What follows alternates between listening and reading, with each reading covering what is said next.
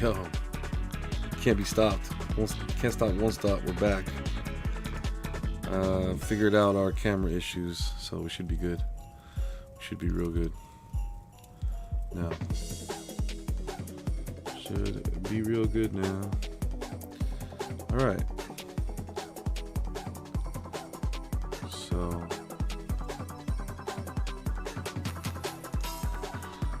Quality of the audio seems real good. Nice.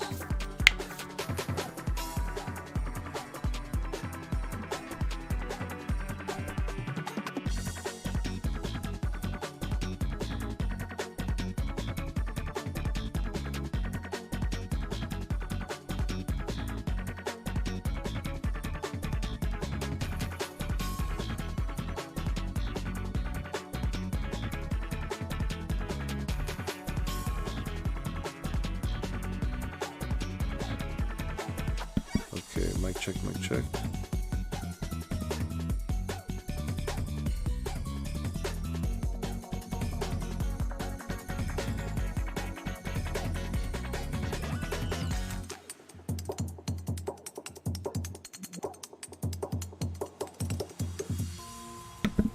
Mic check, 1 2 1 2.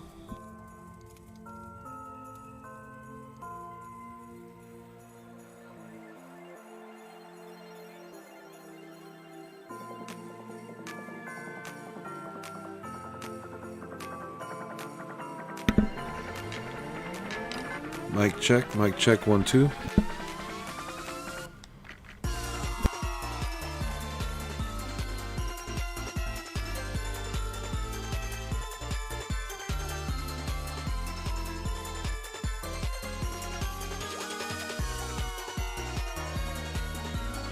Sorry, hey, what's up, Sam? How you doing?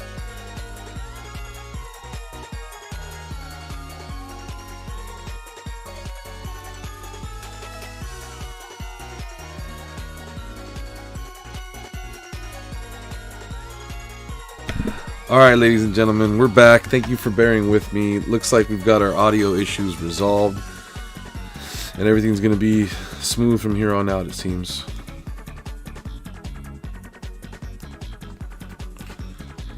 Hope you guys are ready to have a good time. I know I am. Sam, I know you probably wanted an invite to the party.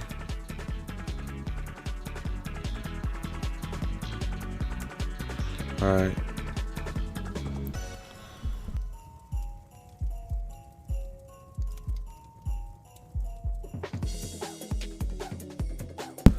Let us get into it without delay.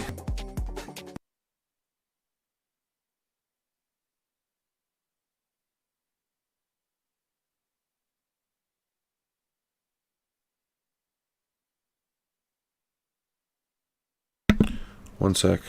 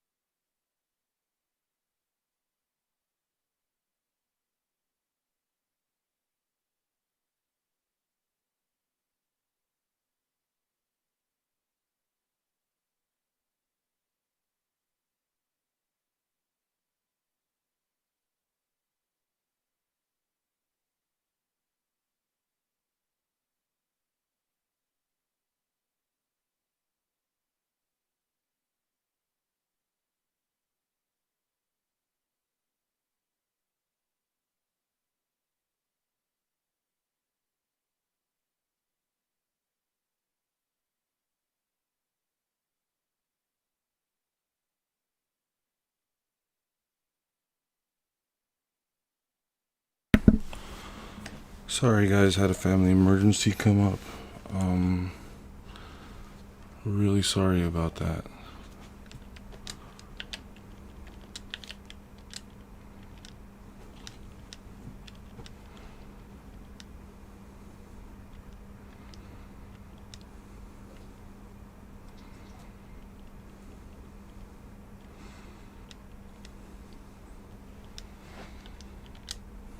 Oh man, can't even think straight right now.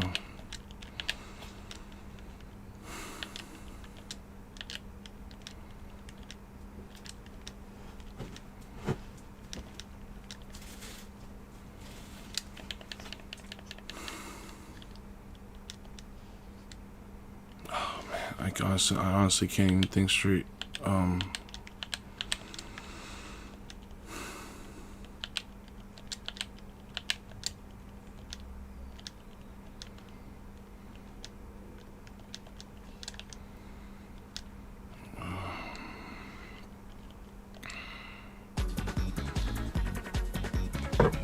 What's up, guys? Anybody else want an invite?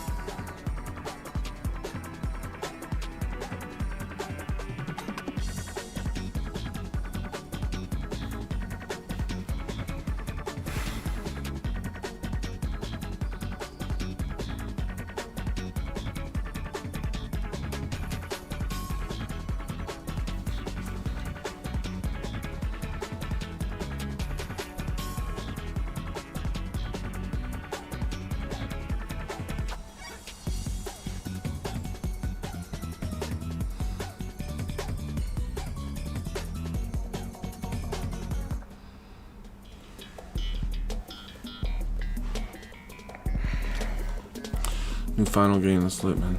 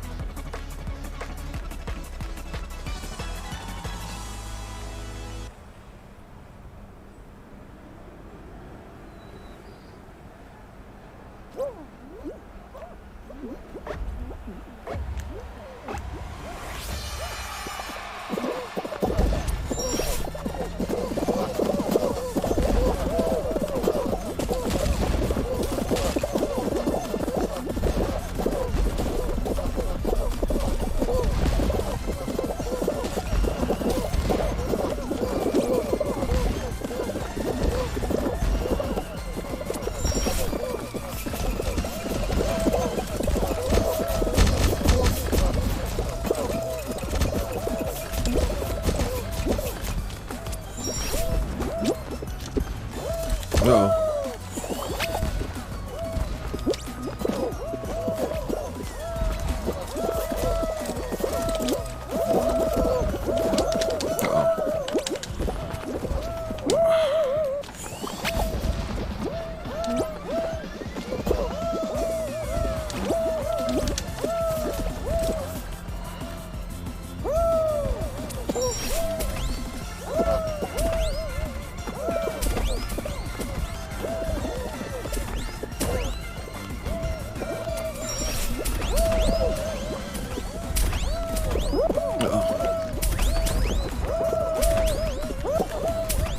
Nice.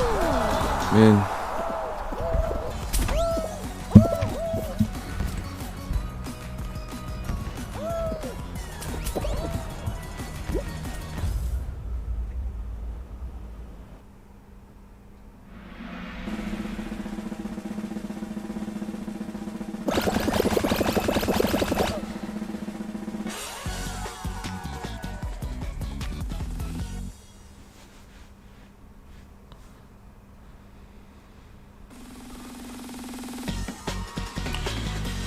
Oh man.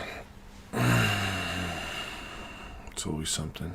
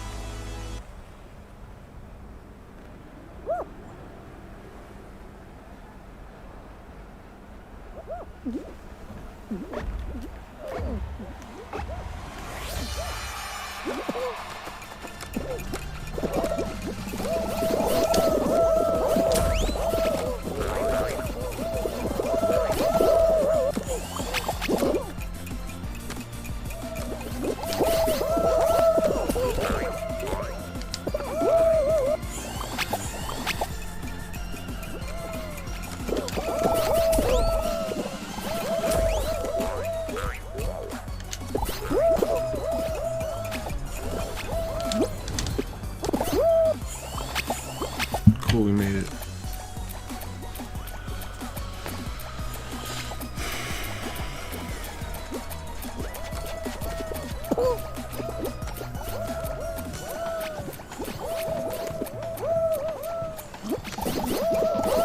Wait, what? I thought I qualified. Did I not? Oh. Oh no. Nice, okay. Well, I thought we made it, honestly.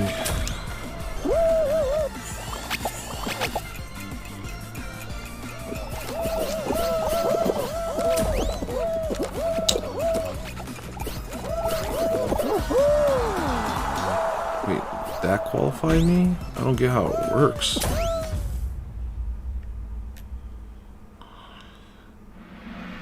Oh, wow, you have going down the whole damn hill to get in certain holes, and then at the end, if you haven't made it in the hole, you get recycled and put back to the top of the hill. Okay.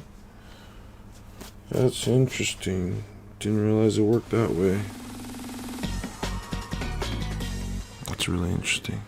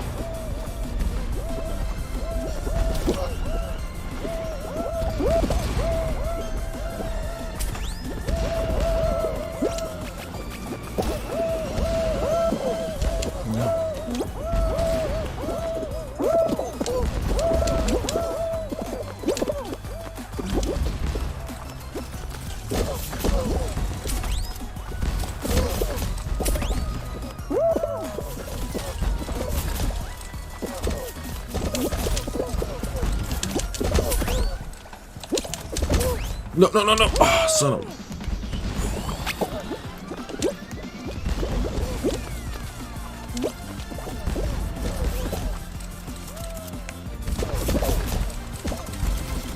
This part takes too long. I gotta find a better way.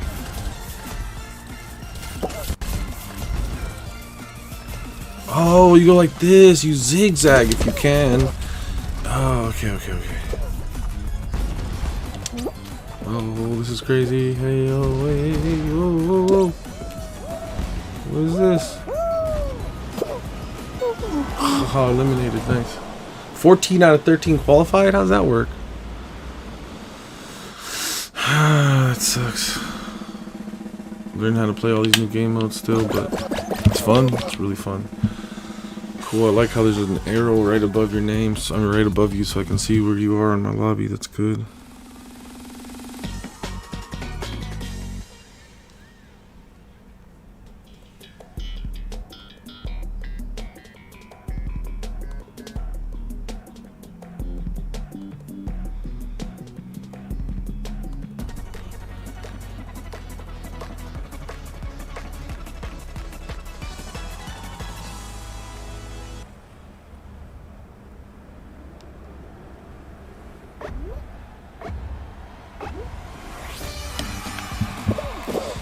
Good job. I mean, good luck, Sim.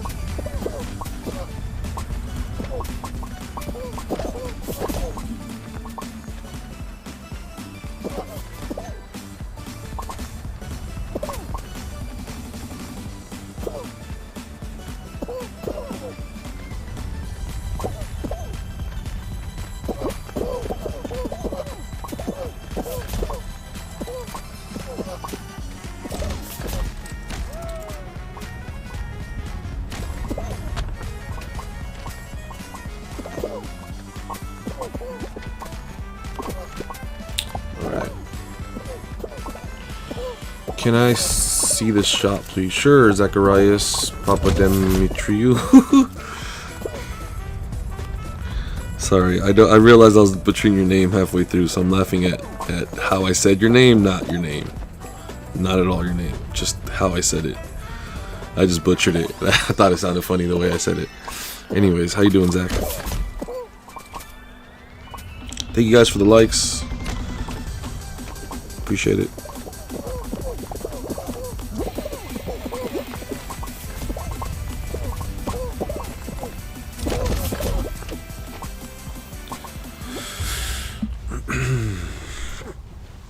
Had some malfunctions earlier. I had to shut the stream down and set up my phone.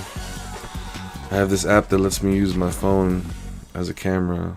That's what I'm using right now.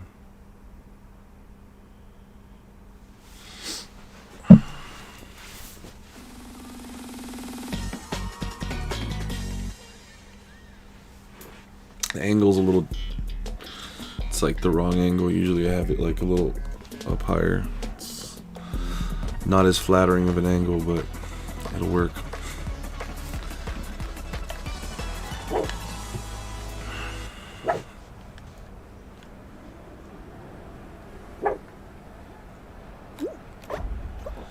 This is new hexagon or Christmas hexagon? This is crazy. Oh, it cracks. Nice. So it cracks at first and then eventually it breaks? Does it just break on its own? Or when you step on it again, does it break? Oh, it breaks more. Oh, and then, oh no, yeah, 3 times and it's it. Done. So it's like hexagon, but different. Oh, dude. So now they're hexagon tiles. When they get dark, they're actually hexagon tiles. And then there's more beneath that. There's a few layers of ice. Oh, this is weird. Okay, they say it's another last mode, but it's really just a twist on hexagon. Albeit, pretty cool looking twist on hexagon.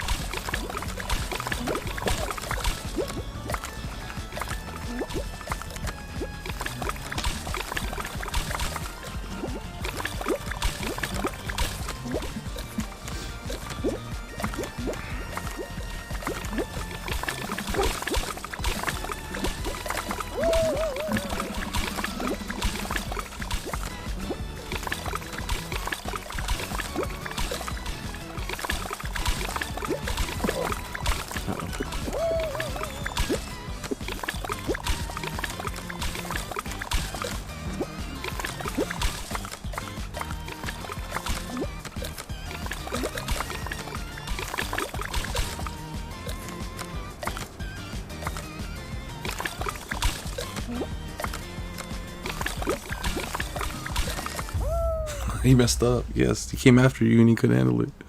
Good job. GG.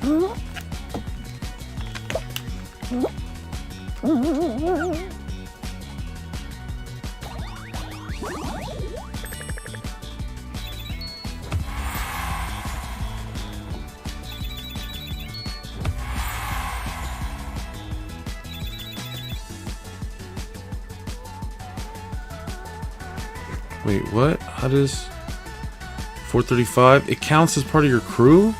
Your crew wins? Oh, that's a weird, different metric. Okay. Huh.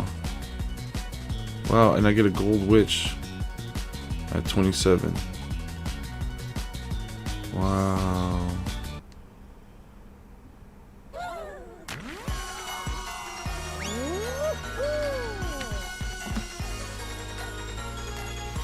Wow, we all get something when you win. That's pretty cool. So you can get carried through the gold skins. Huh. Okay. Wow, lobbies are a thing now. Like getting into a good winning lobby, it's like more beneficial now.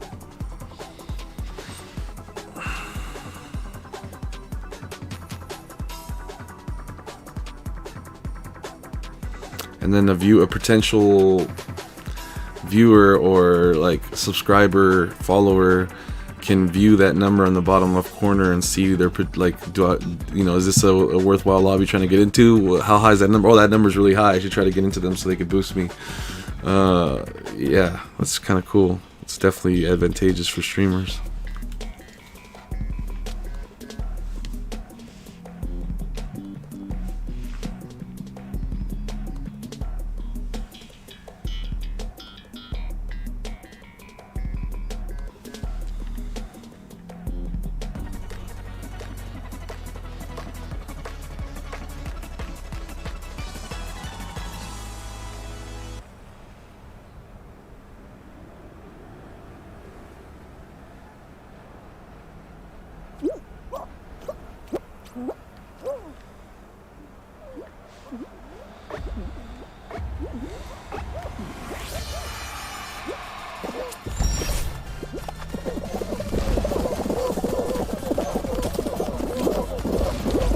Oh, wait.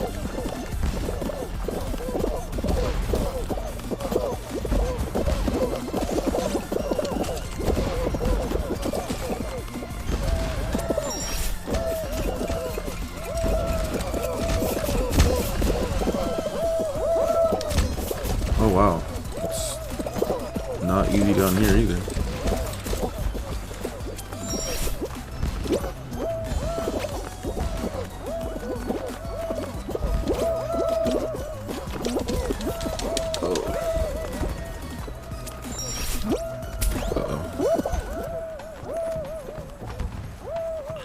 Oh, sorry. I forgot to show you the shop. My bad. I'm just forgetful. It's not a problem. And also, yeah, it's just I got a lot on my mind right now. Are you playing the winter mode? I am. That's why. Yep, I am. Yeah, sorry for not showing you the shop. So I'm actually wearing the skin that's in the shop right now. It's called Festive. Besides that, they added a clouds pattern that had never been offered. I don't know if somebody else was already. I think that's an old item. I don't know when it was sold, but it was never offered to me until now. And then, last but not least, they had some like little Christmas themed title, and I can't remember what it was. Sorry. But if you're willing to give me a little bit of patience, I don't know if you're still here, Zach, but I can definitely show you the shop still. Hopefully, I don't forget next game.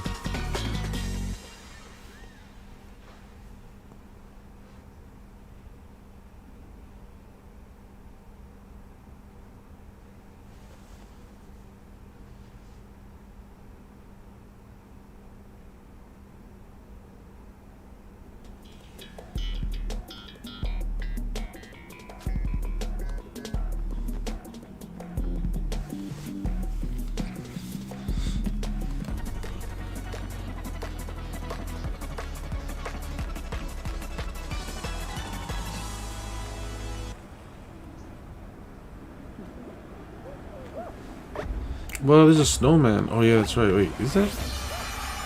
No. Where's that snowman come from? Okay, so that's right.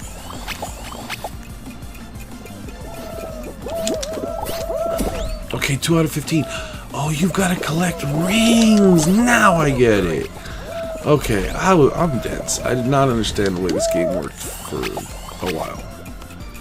Now, what is that? What do the orange ones do? They give you anything at all? 6. Okay, that's a single. Or 6.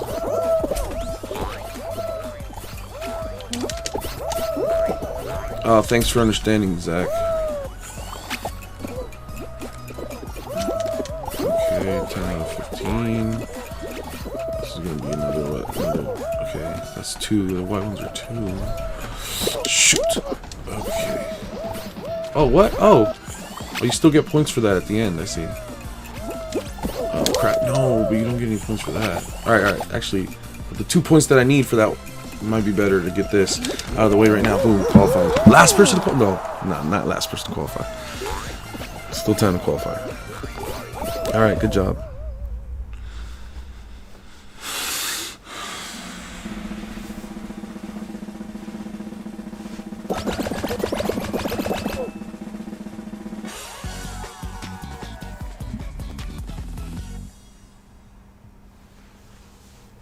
Hey, what's up, Jared? The new season's actually really cool. They've got an LTM where it's all the new game modes. There's a new ending game mode that's very reminiscent of Hexagon. And they're all winter themed. It's making me cold just playing them. I think it might be that the window's open also. Should probably go close that.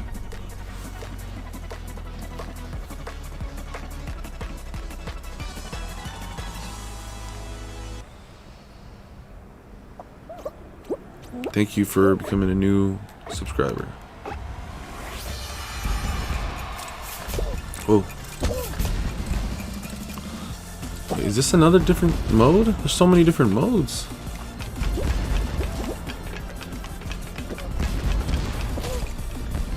Am I wrong? Did I already play this one and I'm just not remembering correctly? It's possible. Oh yeah, we played this one, my bad. It feels all brand new again though.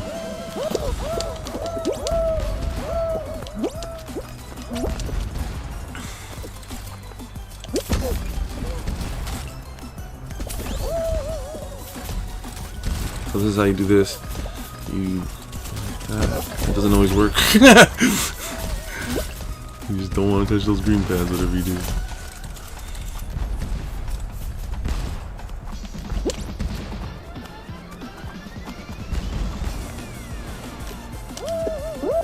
That's easy to mess up on that part. Alright, cool, we're in. Let me close this window real quick.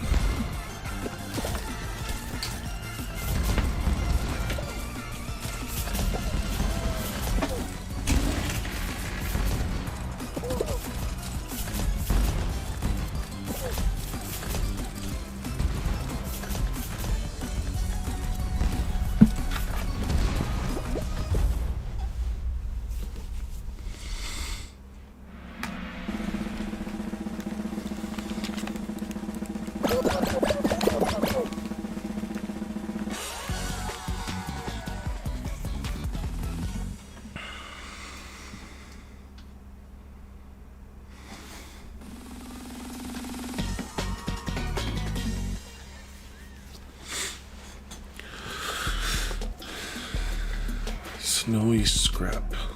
Okay. What is this? Snow fight? What is this? I haven't played this mode yet. Man, it's cold in here.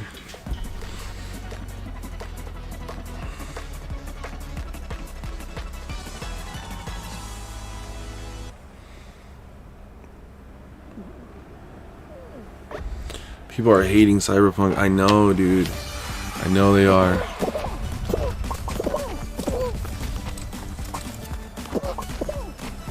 Okay. I don't know what's going on here. Really don't know what's going on here. Oh, okay. Gotta get it around there. No, not too far. Nice. Look at that. Skills. No. Uh-oh. bring it back this way. What are you guys doing? Oh my god.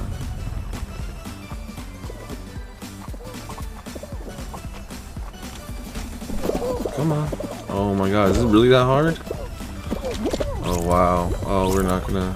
It's not good. This is harder than... Oh, it's because the blue team is messing us up. Hold this guy, dude. Hold this guy.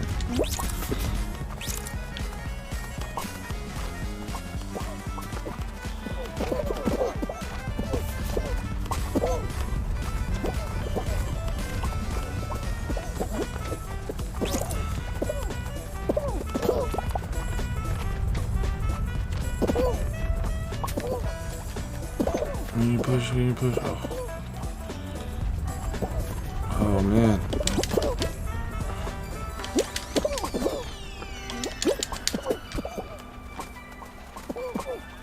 Okay, stop. Now what? I don't get... Oh god, are we supposed to be rolling up snow? And it's not about putting it in the middle, it's about picking up snow? I'm confused, I don't know how it works. Oh, no, definitely most time spent in the middle of the platform. No, we're about to loot. Yes! Oh, you have to spend a certain amount of time on the platform, and then that's how you win. Hey, what's up, Lou? Oh. Damn, bro, why'd you spam like that, man?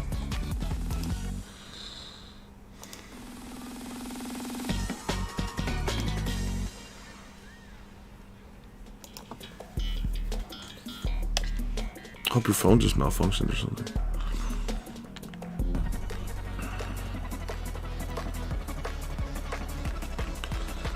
They say the story is boring. I have some terrible news, bro. The CPU that I paid $120 for is selling online for over $200 now. Needless to say, yeah, things have changed.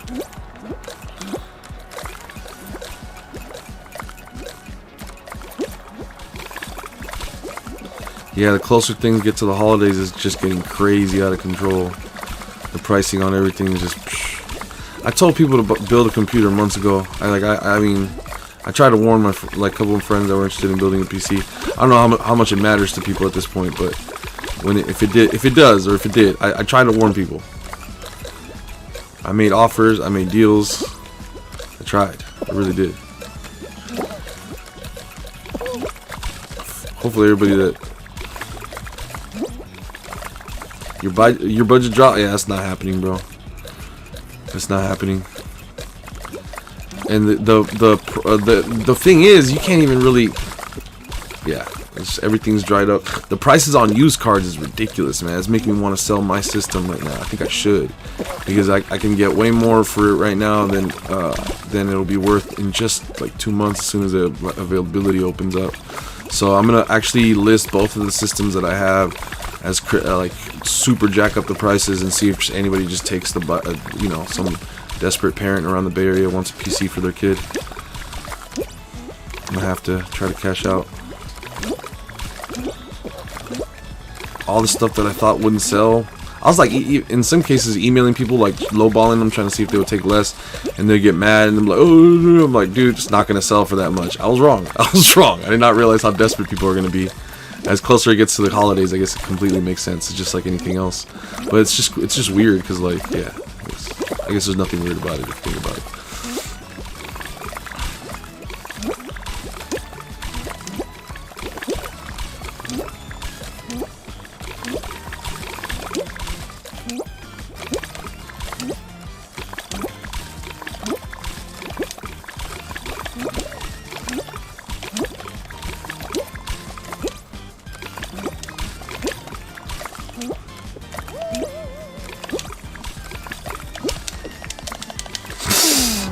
I just completely messed up. I thought I could recuperate and slide and jump again.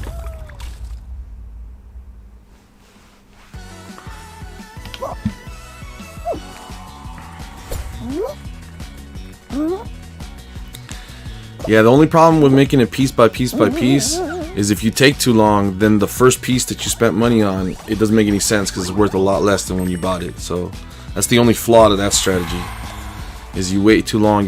And if you wait long enough, your first piece don't even work with your last piece no more if you wait too long. So you have to just, I mean, your piece makes sense if you're just buying all old stuff, as long as you're not buying like new, like especially on the Intel stuff, you only get one generation of processors with that. At least AMD, which was something new, and not that I'm going to bore you guys with all these details, but something new that really hadn't been done in quite some time, new to our environment that we're existing in right now, was they get AM4 lasted like a ton of generations. In fact, they had to like really go out of their way to make it work for the most recent 5000 series of GPUs, the 5600 being right now the best CPU for gaming. Anyways, again, not going to bore you guys with those details, but yeah, generally speaking, you just have to make sure whatever you're buying is compatible with whatever you've got at that point, because at least if you buy it all new, you know it's all going to work together. But when stuff starts getting outdated, you have to make sure it's compatible. In a lot of situations it is. You just have to make sure it is. It's one more headache, not to mention with BIOS updates, and that's the worst thing. If your motherboard is not up to date with its BIOS coming from the manufacturer, you're purchasing an older one or a used one, and now you got to start working with like things where you can brick the board, you can break it so that it's not fixable by doing the thing that you have to do to it, and you don't do it right, you'll break it forever. And it's called bricking the board, and I bricked the board, but luckily I just returned it, and just I don't want this anymore. There's nothing wrong with it. I don't want it anymore. And I know a lot about them, and I already broke a board like that. So it's not like building a PC is not without its pits. It's not without its pitfalls. Just gotta watch out. Just gotta be careful. I need more memory for my PS4. What should I buy? Huh? You mean a hard drive? Just get an external hard drive. And yeah. I'm not sure if you'll be able to use the on drive. Anyways, you can get an external hard drive.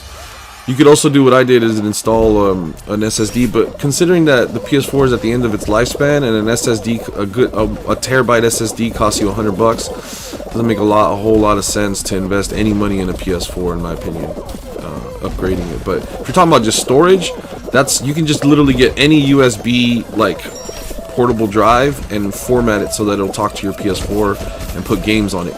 You will have to back up your data, or you'll lose everything that was on your hard drive. So, fair warning, it's not as easy as just plugging it in and letting it format, because you'll lose. Like I believe that it reformats your system drive to allocate the space on the external drive as storage, but I'm not 100% sure how that works. I've only really dealt with external storage devices years ago and on Xbox, so but I know that it's possible with PS4. Hey, what's up, Tech?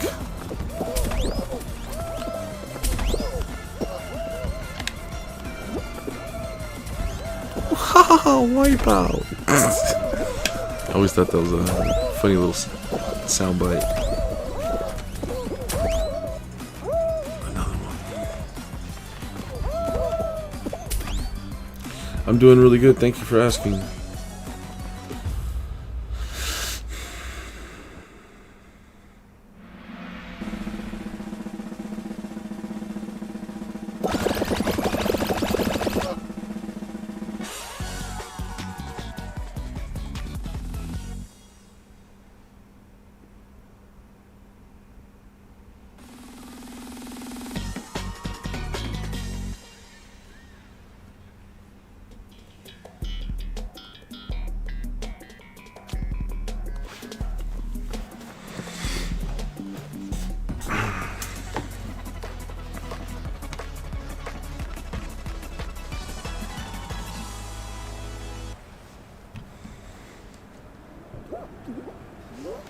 Oh, no worries, I understand.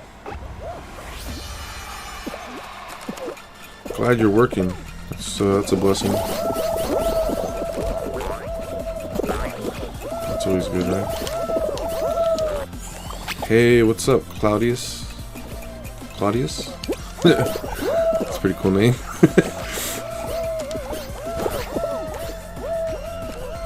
Is that your persona when you're wearing your PPE or your what's it called, your face mask? When you've got your COVID safety, Claudius, like Optimus thing. That's funny.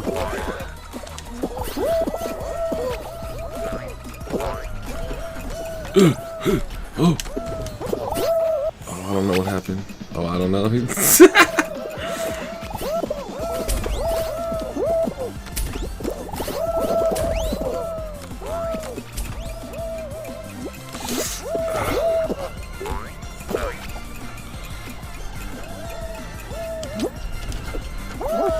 Yeah, waiting on a PS5 would be way smarter than upgrading your memory to your PS4. Especially if we're talking about a base model PS4.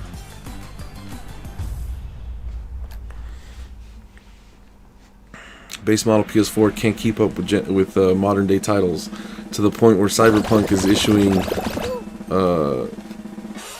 full returns, and if the company or store you bought it from or whatever doesn't want to give you a return, they said contact them within the next like week.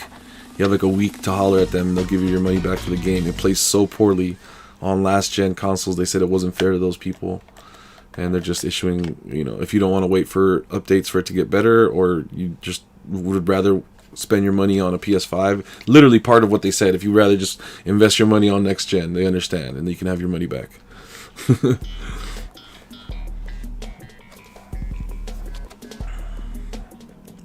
What happened with Cyberpunk? Is that what you're asking? That's a good question, man. What happened with Cyberpunk is it should have came out next year. They wouldn't have had to release it. I think that they knew that the you know what,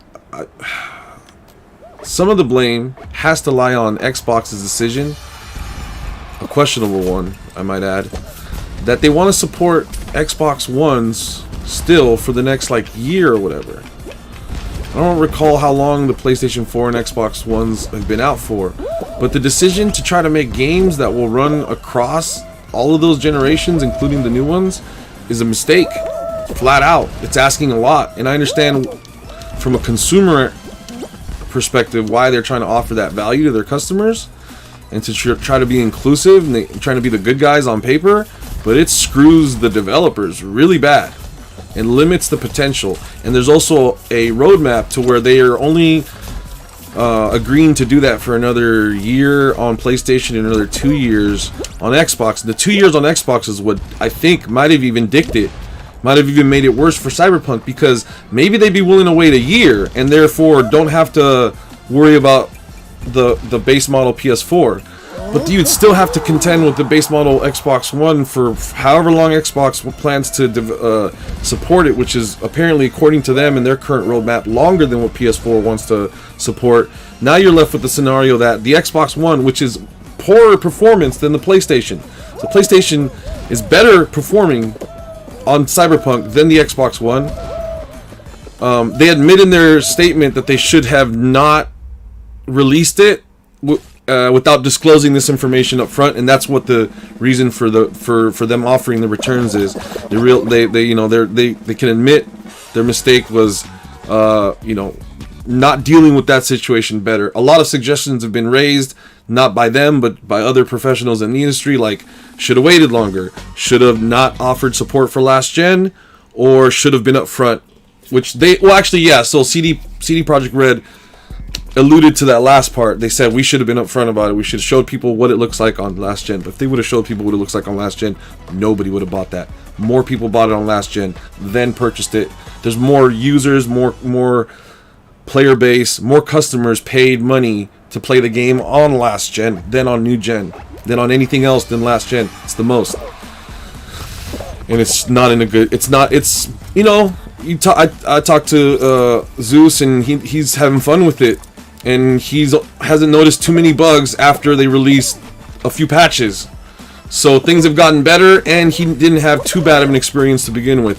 But that's that's just his personal experience. Maybe he plays a lot of video games, so his tolerance for bugs is probably a lot more. Someone that doesn't play a lot of video games, they've been hyped for Cyberpunk. They barely play their PS4, but they have a PS4, so they buy Cyberpunk. In fact, they bought it last year as soon as you were able to pay for it. You've been waiting this whole time to pay. I get it. I get where the frustration comes from. So I think that's what happened. I think, in a nutshell. Uh-oh, you guys are pushing it too hard. What are you doing? Smart. Real smart. We had it already, and you guys want to push it off the thing? Confused? Yeah, it's okay. I'm not going to get frustrated. It doesn't matter, but... Nope. I gotta roll these balls off.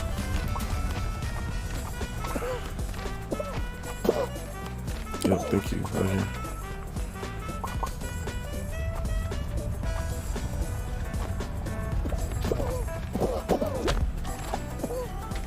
Actually, I don't even know how this works anymore because red is not on the platform. Yet they're accumulating speed. It's movement. It's just movement. I'm the person that's wrong. It does build. It'll just sit there though. Once you get it to the top, it just sits there like gaining. So you don't have to roll it around. You have to roll it around till you get it up to the platform, and then you can just stand still. Because I definitely was just leaving the ball alone last time when we won. Which is what I'm trying to do right now. I don't know how this works though now. Confused about some of the nuances of the game mode. You obviously don't need, as soon as the thing pushed us, covering that last bit of ground ended the game faster. Yeah, so it looks like it's ground covered. It has nothing to do with staying in the middle. I was wrong. You're useless at this game? Oh, rip. Do you know what happened to Juice World? No, I don't know what happened to Juice World. You want that good of a breakdown? My friend Mia explained to me that there was some tragedy. I forget. I try to remember right now in the moment and I can't. You need to collect the snow. That's how it works. Okay, collect the snow. That makes sense. That makes sense. It's a snowball. Make it bigger. But so once you get it down to the middle, you can just kind of spin it in a circle and it picks up all that stuff. There might even be more snow in the middle because I know we did really... There's a reason why you want to get in the middle, I feel like. There's a reason why. I haven't figured out the game mode, but there's definitely a reason for the middle and why it's not that easy to get onto the middle and just as easy to get off of it. Like, there's a reason why they made it that way. There has to be a benefit. Maybe the snow just constantly spawning in the middle, and so you don't really have to. You just kind of just let it spin there, and it just gets it. I don't know. I'm not 100% sure. Oh, nice, cool.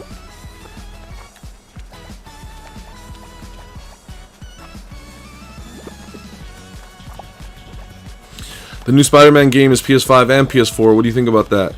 I think that Spider-Man for PS4 was just a technical marvel to begin with. Wow, I just completely screwed that up. I think it ran so smoothly on PS4 Pro, at least, that I played it on. I don't know about regular PS4, that it was a lot of people regaled it for looking so good. But it was always an achievement. So Spider-Man, I mean, Insomniac, they're just doing a really good job over there what they're doing. Also, a lot of what they're doing is different.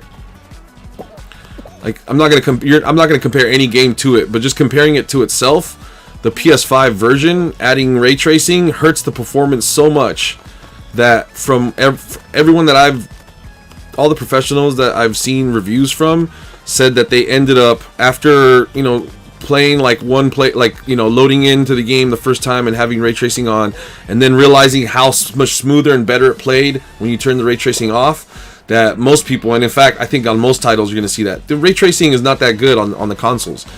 First off, it's AMD ray tracing, which is not well optimized. It's not the same as Nvidia ray tracing. It's much poorer in performance than actual dedicated RT cores, which are not present inside of that. It's just it's actually direct. It's DXR. It's DirectX ray tracing technology, which there shouldn't be any difference. But AMD and Nvidia have their own special sauce.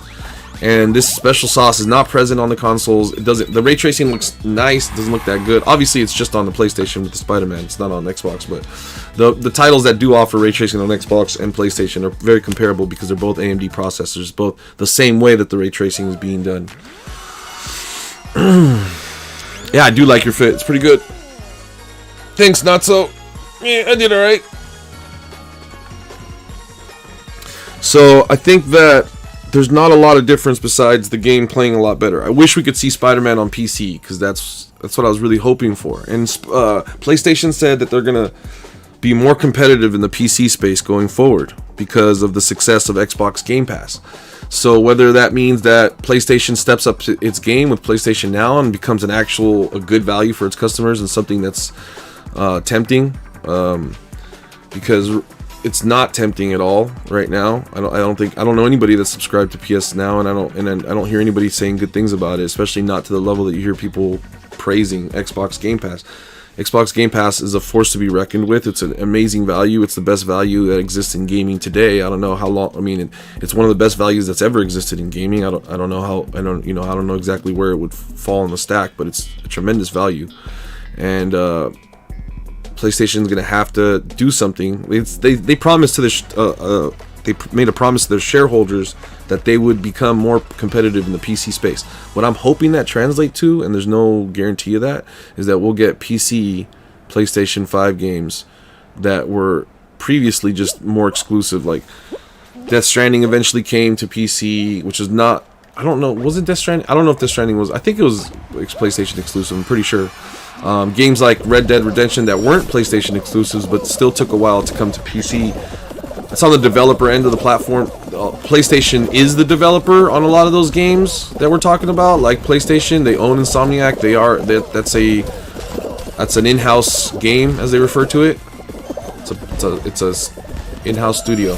So Sony Entertainment Games needs to step up their game and actually offer support for their titles on PCs, and that's when we'll really see some amazing Spider-Man. I don't think Spider-Man with ray tracing looks that good on a PS5, if I'm being honest with you. It looks better than it does on a PS4, but that's not really saying much because the PS5 version PS4 version already looked really amazing for the lower power hardware that it was on.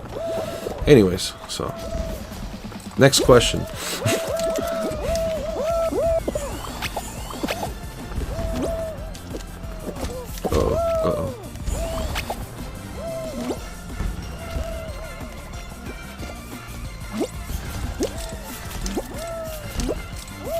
I don't know if we'll make it.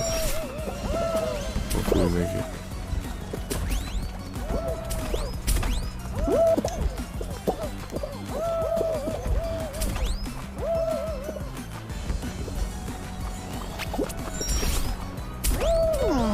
Eliminated. Not having the best luck this morning.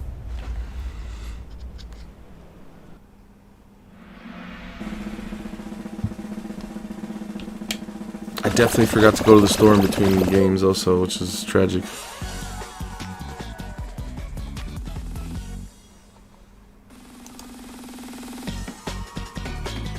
Oh, I left. Oh, okay. My bad. I'm out of it.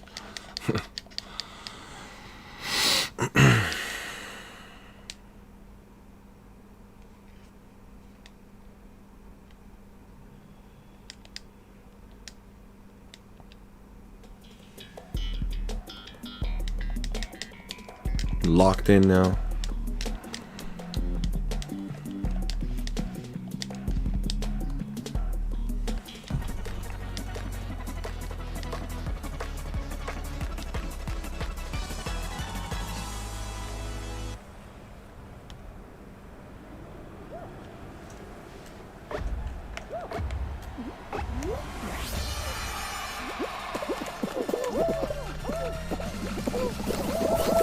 What is... Wait, what? Oh, yeah, this is not... Oh, my God, dude.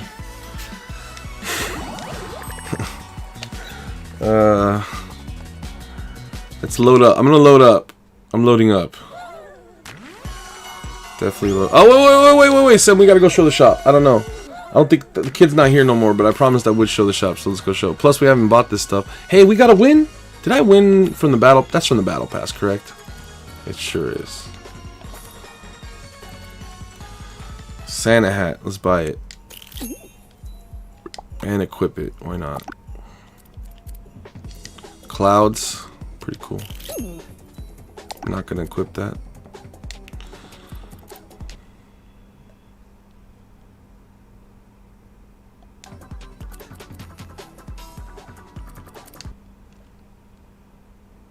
Have I obtained your hands on a PS5? No, dude, I can't get a PS5. I tried again yesterday to buy. God, man. I'm just trying not to care about it, honestly. Just trying not to care about it.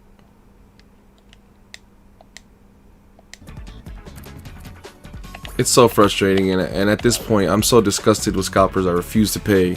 I refuse to pay over the price, man. I mean, like, maybe I'd pay like a $50, $100 surplus. That's it. And at that point, is that even really, like, that just barely covers taxes at a couple bucks on top of that. In fact, the $50 wouldn't even cover taxes. It's like $5.85 with tax and everything or something like that. I forgot what taxes and fees are in California, but I remember the total coming out to like that. And because, keep in mind, I already bought one and then they canceled my goddamn purchase, which was the most frustrating thing. Anyways, at this point, I'm kind of over it, man. I'm kind of over it. Do I want a PS5? Yeah, sure. I'm not going to stress off of it. I'm not going to pay an insane amount of money. I'm not going to even give that whole world any attention that it definitely does not deserve.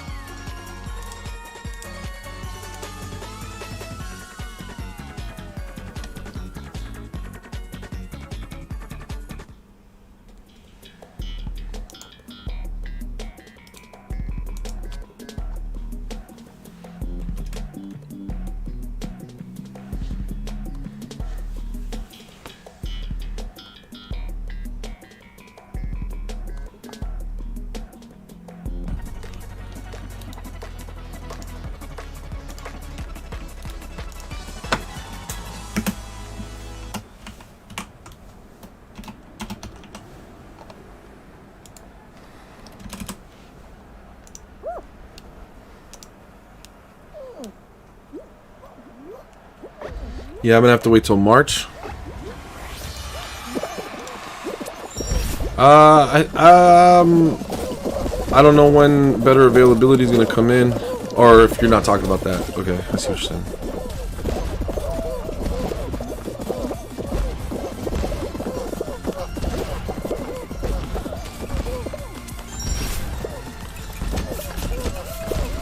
That's crazy because I thought you said you had a PS5.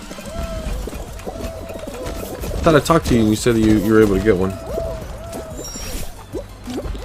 I think availability is coming out in January or February. I could be wrong though. No. They definitely are gonna have a lot in January and more in February, and they think that they'll have enough to supply everybody's needs supposedly. So I mean, that just sounds like they have a boatload of PS5s coming from China right now. It takes like a month for them to get here. So if they're going to be here in January, they probably are either about to leave or have already left, maybe are just leaving the factory any day now, and they'll be here next year. And it's a trip, man. It's a trip. Oh, Dowd's I barely qualified on that one.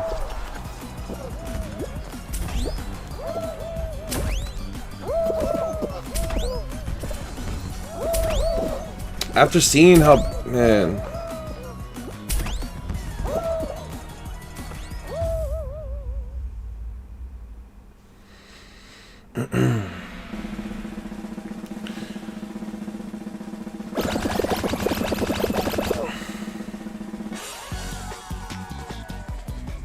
Like seeing how well the PS4. The funny thing about a PS5 is the only reason I want one is to play old PS4 games and just have them play better than they've ever played. Or in some cases, I've never even played those games, so I'll just get to experience them in their full 60 frames per second glory. Which 60 frames per second doesn't seem like a lot, and especially if you're into PC gaming and or you're at least into it. Like even if you don't have a PC and you don't have a high refresh rate, you've probably heard people talk about high refresh rate. Maybe you've seen videos about it. Maybe you know exactly what a high refresh rate monitor and a high refresh rate system setup is like, but you maybe never gamed on one yourself. So a solid 60 looks really damn good, especially to the uninitiated. If you don't know, I could tell when something's a lower hertz because on a computer, because I'll wave my mouse back and forth on the screen and I could just tell how many hertz it is, or an average.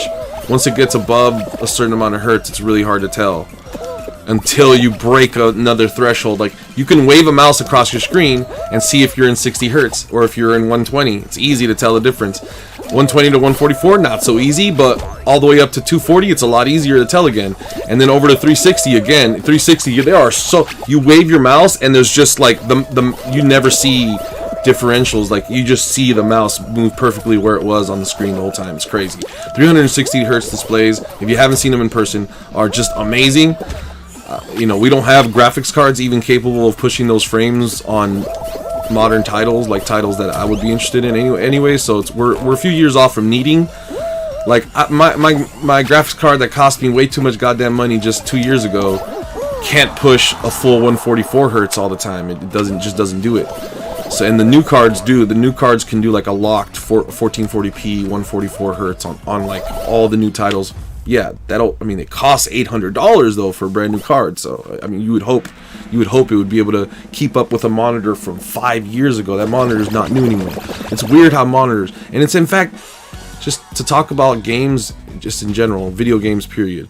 It's all about your monitor. Like what games you should play and how you should be playing your games are all dictated by your monitor, whatever you're viewing your games on. 100%. A lot of people don't optimize their systems that way, or they go and, like for example, they play Nintendo Switch and they buy a new 8K television. Well, the Switch can't really use the 8K functionality. Doesn't use HDMI 2.1. It can't do 120 hertz refresh rate. There's no reason. FreeSync, G-Sync certification on that brand new LG OLED. Nice C9, C10, CX, whatever you can afford. Nice, really nice version. Or B, or A, an AX, like $80,000 TV or whatever those things are going for. $30,000 or something, I think the new one costs. Crazy how the TV dropped from $80,000 to $30,000 because of Corona. They're like, oh yeah, people can't afford $80,000 TVs in this economy, with everybody losing their job and basically only Jeff Bezos getting richer.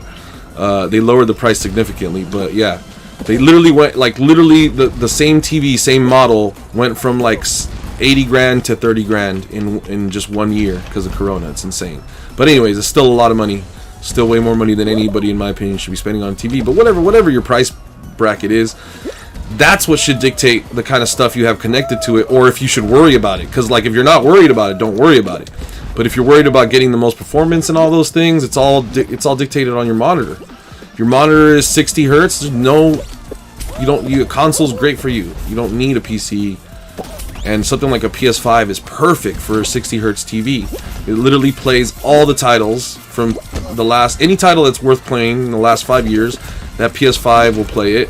And well, I shouldn't say how long. Anyways, however long PS4's been out, it'll play all the best PS4 titles at such buttery smooth 60 FPS locked. It'll never drop below 60 FPS in most of these games that I'm referring to, like Spider-Man, like just all those games.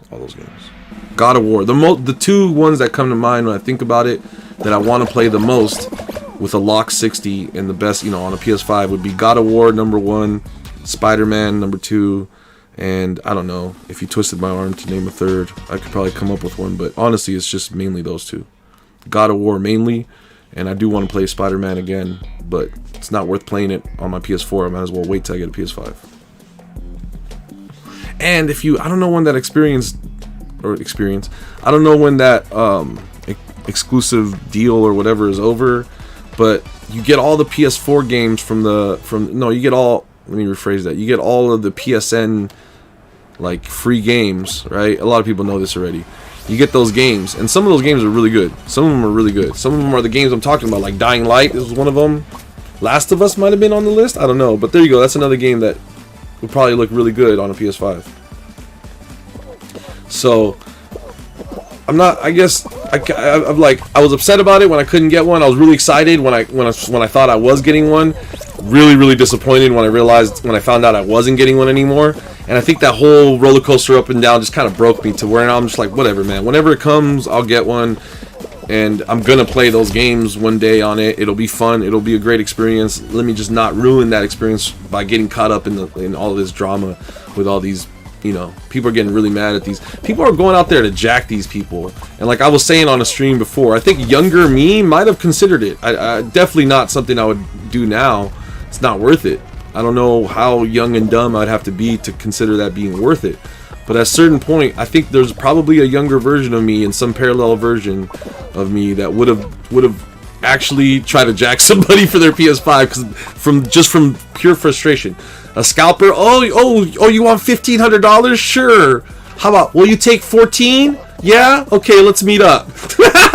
Like, that's just people. I mean, come on, man. It's just disgusting how much money these people are, in some situations, are charging. Some people, whatever. I mean, reselling items is nothing new. I don't think there's anything wrong with charging 100 or even more than that for a certain item, but I think it's really scummy. It's really scummy using bots to then charge $1,500 for a PS5. It's just insane, and that's unfortunately the reality of the situation in some situations. And then on the other hand, I read online a story from this one lady that just walked into a store somewhere. I think it was a GameStop or a Best Buy or something. Some big, you know, nationwide retail store. Walked in, and they just had one. Whatever, she just bought it. She couldn't believe it. She was surprised, so she figured she'll get it because her kids might like it. Just like, of course, yeah, like, don't even tell us about that. Come on. What are you doing? That's just like pouring salt in the wound. I don't want to hear about how the lady just walked in and there's a PS5 waiting for her. That's nobody's actually living that in real life. That's that one lady, you know, I don't know, hypothetically there must be more out there that are that lucky, but come on now, don't even tell me about that. That's more upsetting, if anything. That doesn't warm my heart. That just makes me jealous and hate this woman that I don't even know. I'm just kidding. So yeah. It's sad if anybody's holiday season would be ruined because of a lacking PS5 or some kind of horrible thing that happens. Jesus Christ, somebody's gonna die probably, bro. I don't knock on wood. But in the past, the reason why I say that, I'm not trying to be negative, but people have done some crazy, horrible, stupid things because they just can't take that feeling of being left out or not having it or whatever. Definitely not worth it, obviously. Violence is never the answer. Unless it is. Obviously not this situation. Violence is never the answer to acquiring a PS5. That's a true statement. Maybe effective. Not worth it, man.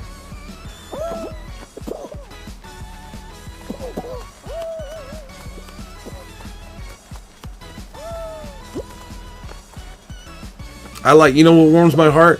When you hear about these people that go on to those eBay and, I mean, where else do you, just eBay listings probably, right? And nice, Sam. It warms my heart when I see the stories about these people that jack up the prices on the scalpers and then don't buy it. Like, they're like, keep bidding on it, so it just jacks up the price till where it's like $2,000 and then just stiff them, don't pay for it. I don't know what that does to your account. I'm assuming it's not good for your account. But I'm assuming they're probably doing this on burner accounts or something, right? Yeah, I mean, I wouldn't suggest doing it, but I liked it. When I found out people were doing that, I was like, oh, that's sick. Yeah, dude. Screw those guys. The nerve to want, you know, I don't know, what's the cutoff point? At what point do I think you're asking for too much money for that PS5? Anything over $750. At that point, that's already, man, I guess, whatever. I guess if I'm not being a baby about it and I'm not in my emotions and I'm not salty that I don't have a PS5, I guess maybe charging double for something is not that bad. But if you charge anything, a penny over $1,000, you're a scumbag. Wait, no, it's $400. Yeah, 800. See, that's still reasonable, man. That's so much money. But you don't see them for 800. You see them for like 1,000, bro. 1,100, 1,200 bucks they want for that PS5. It's crazy, man. Screw those people. I'm not doing it. Burger King commercials, have you seen them? They will receive PS5. I know, bro. There's not one Burger King in America that has a PS5 inside of it right now. I would bet that no location outside of maybe like some headquarters location that technically counts, but like is technically not even a real, no real Burger King in your neighborhood had his PS5. I hate those commercials. It's like, oh, come on now. I'm gonna go down there. I'm gonna win. Let's say I win. I want it. They're like, oh, bro, that thing will get to you like next year. Like, contact corporate. Like, they'll be. In fact, don't call them. They'll call you. Like, it's so fake. It's funny, but it's fake. Yeah, not so. What's your game? What's your name again? Anybody could join. It's free for anybody to join. Well, drop a game tag. I don't remember what your game tag is. I'm sorry. No offense. Anybody inviting us on the thing? Invite to to Fall Guys. Kawasawo, that's a crazy name. Oh, and IG also invited us. Okay, we'll invite everybody. See if they still want to play. Hadi Shama. All right. Hadi.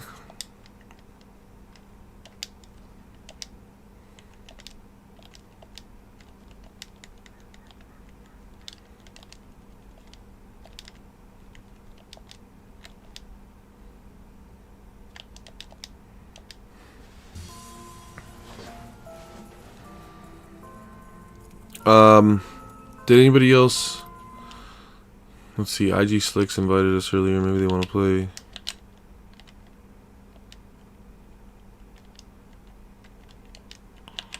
IG SL. No. Come on, man. Cut me some slack. Is it Slicks like that? Yeah, it is. All right, cool. Who else was on the list of people that invited us? There was one more other person I saw. It was, oh yeah, that person whose name I'm never going to remember unless I go look at it again. That was the weird name. Had a lot of weirdness to it. Kaswasek.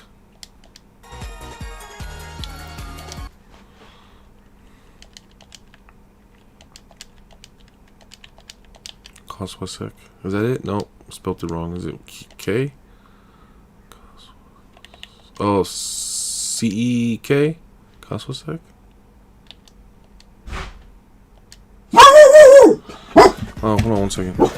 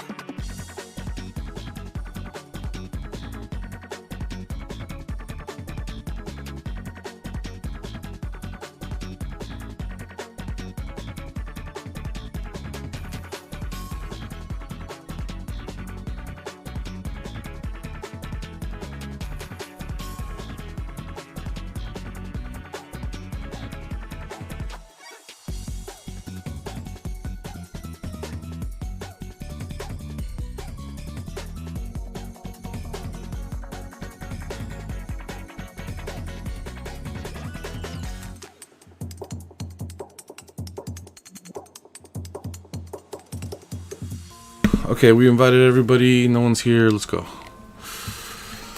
Yo, what's up?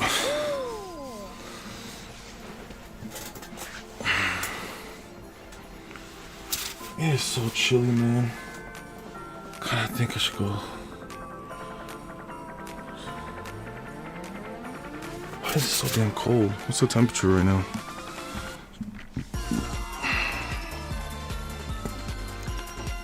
"46 degrees. Nice. Damn, it's cold.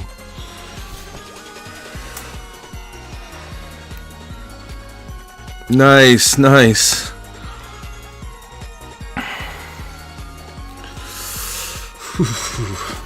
Chile. It is Chile.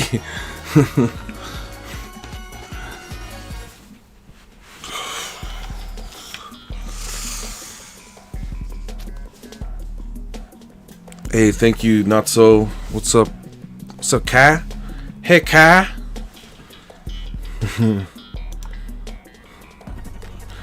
23 degrees in New York. Oh, god damn it. I'll shut up. Oh, my nipples just froze and broke off thinking about how cold that is. They just... I was like, what's that crack? Ah, my nipples. It's insane, man. It's ungodly.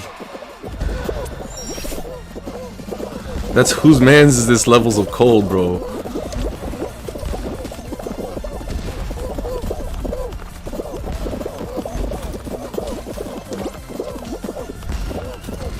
Oh, God. And for the uninitiated, we're not saying 23 degrees Celsius. We're talking about Fahrenheit, which is like negative something. It's like negative something degrees Celsius. In case we're unclear. Jesus Christ. And yeah. Could New York get any rougher? What's this? I didn't even know about this side path. It's a kiddie path for the That's cute. I didn't even realize that was there. Just like peaceful. You just kind of drift slowly around there. It's so peaceful compared to the rest of this chaos. Oh, crap. Nice. Oh, it also doesn't help that Akira just opened that backyard door, but she probably needs to go.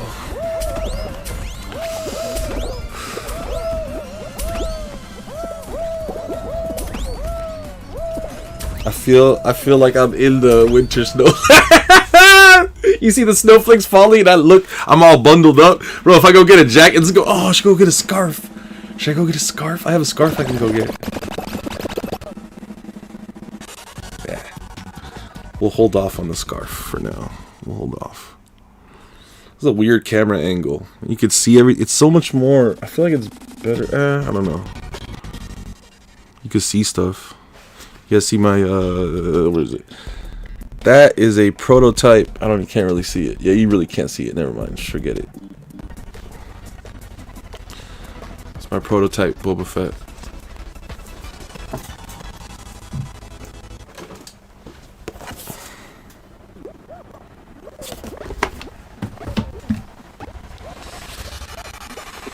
You do look cool. It fits. It fits the whole winter vibe. It's canonical. It's canonical. It makes sense. Oh, come on. Oh, I thought we were going to get the gold one. Can I still get that gold one? Can I please get the gold one? No.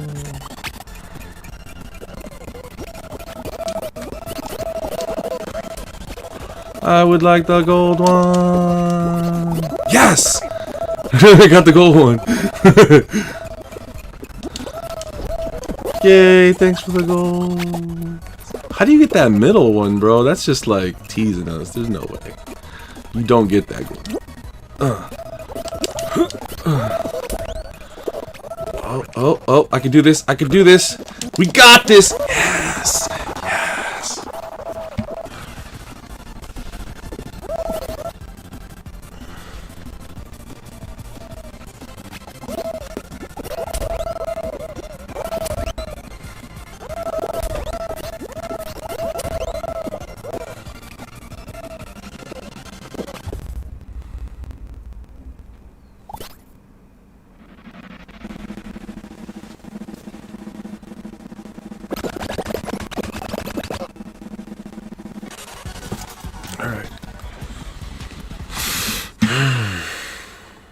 Shadow Spirit Live wants an invite. Yeah, I think we actually have a room. We have one room. We have a room. No, we have room for one in our lobby, is what I meant to say. We have a room.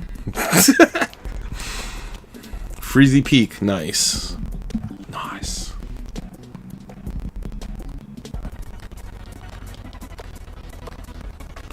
Oh, Tech, no. Oh my god, dude. Now, I'm gonna try to give you the Cliff Notes version of it. It turns out I was misdiagnosed. I went to a new set of doctors. They weren't, unfortunately, able to help me.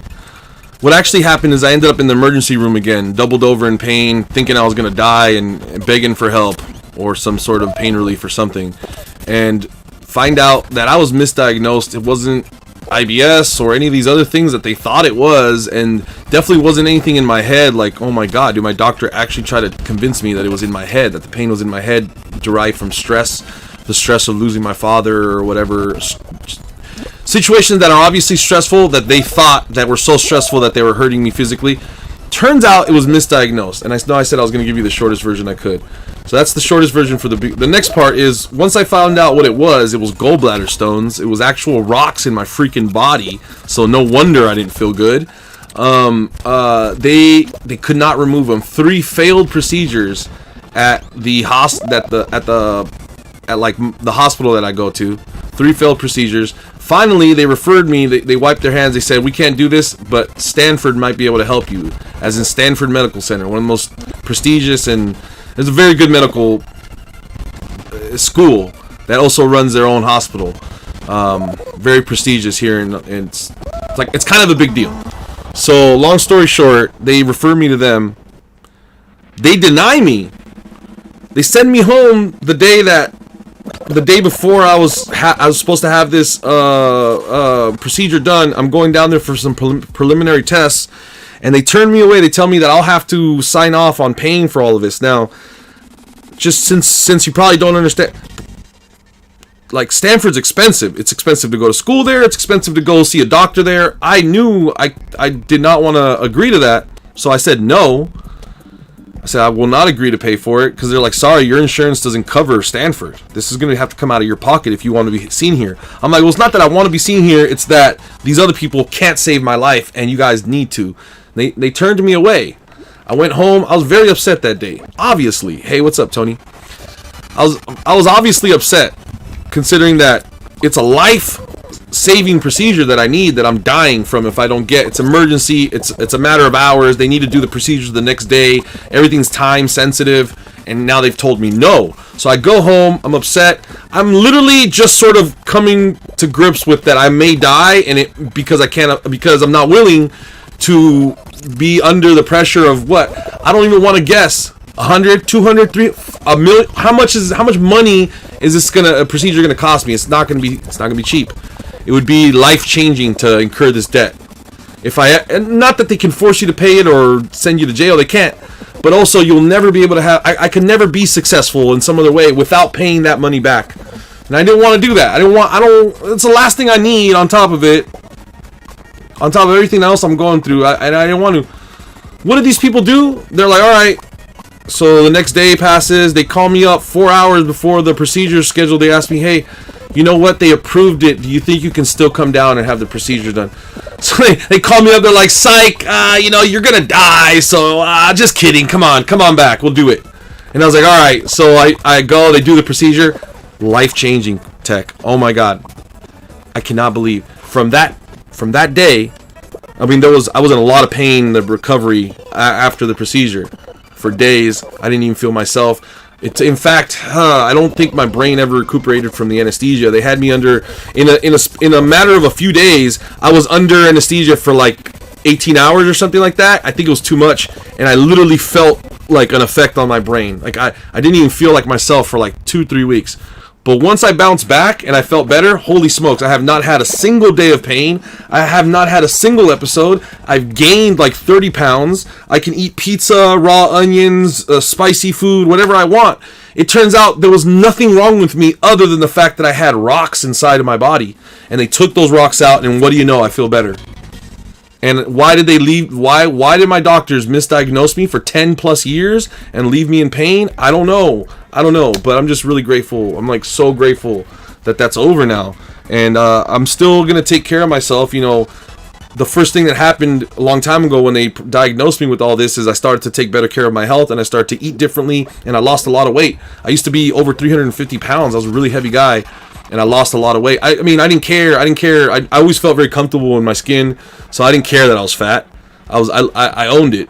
I mean, I used to go from chicken wings to barbecue and then order pizza so it's there at the house when we get home. Like, I loved eating, and I definitely ate too much. I ate as part of my entertainment, as part of my regiment of entertainment and stuff that I like to do. I would go out on Sundays to a restaurant for fun, not because it's just a plan. Oh yeah, I was still hungry. I snacked at home. I'm still gonna go to the restaurant and eat it. It's like, but a lot of us do this, and that's fine. I'm not trying to be judgmental, but it was really bad for my health. I was obviously overweight because of it. And so the first thing I did, because I did take it seriously when I first got diagnosed, is I started eating differently. I started changing my whole routine around, and I lost a lot of weight. I don't even know how much weight I lost, but it was a significant amount of weight to where I could see it. Again, not really, have never been really the type to worry about my weight or anything like that. It was only until it became a health problem that I ever even gave it a second thought. So, but I'm really grateful that they were able to help me. So to answer your questions, I don't have any stomach problems anymore. I'm solid gold. It's insane. It's insane. And I feel like I feel like my body just needs to keep being where it's at, because it's slowly improving like everything else. Like, as soon as my health, turns out being in a lot of pain for 10 years will maybe cause a little bit of anxiety, depression, sadness, whatever it is. You'll feel crummy. You're not going to feel good, right? That's understandable if you're in that much pain for that long.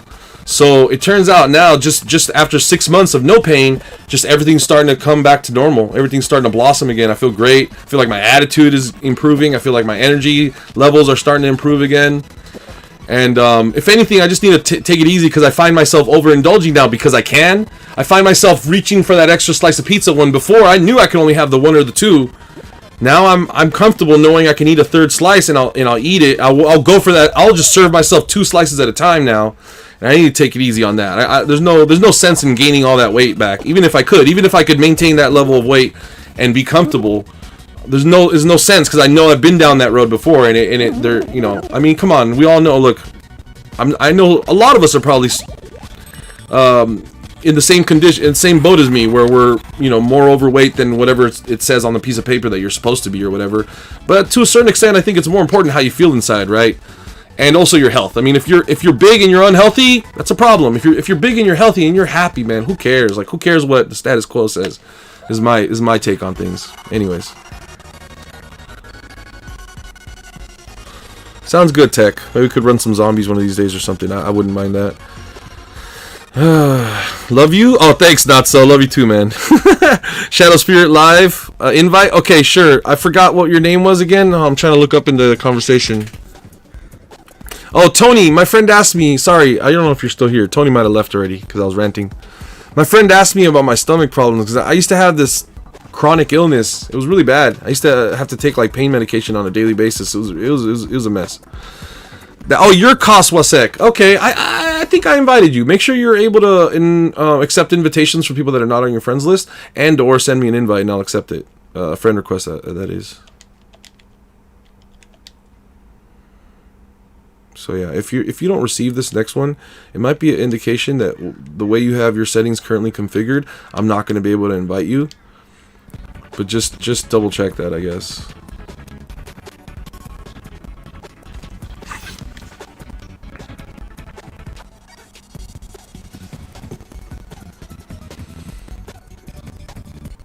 I'm normally off work Monday and Tuesday, so it would be then if you're not busy.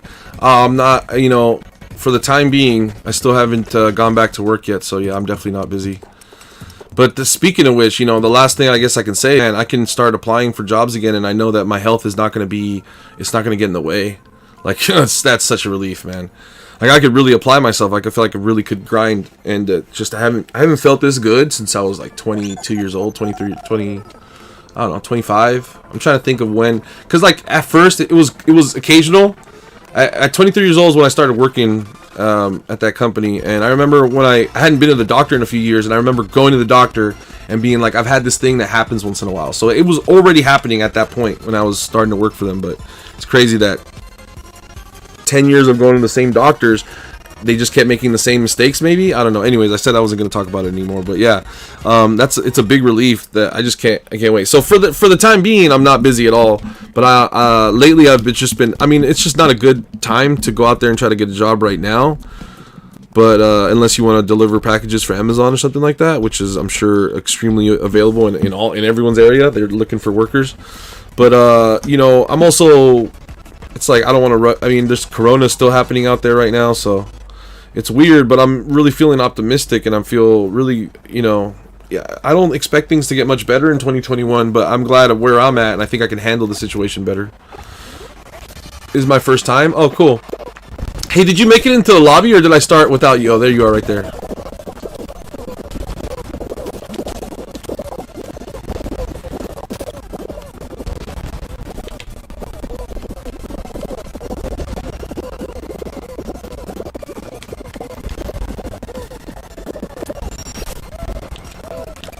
I always wonder if it's more demanding on the system to run it with all the name tags out or no name tags.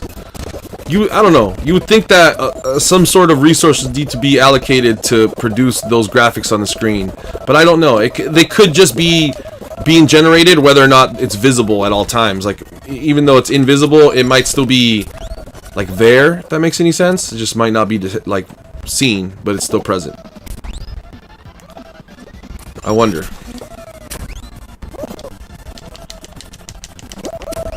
Nice.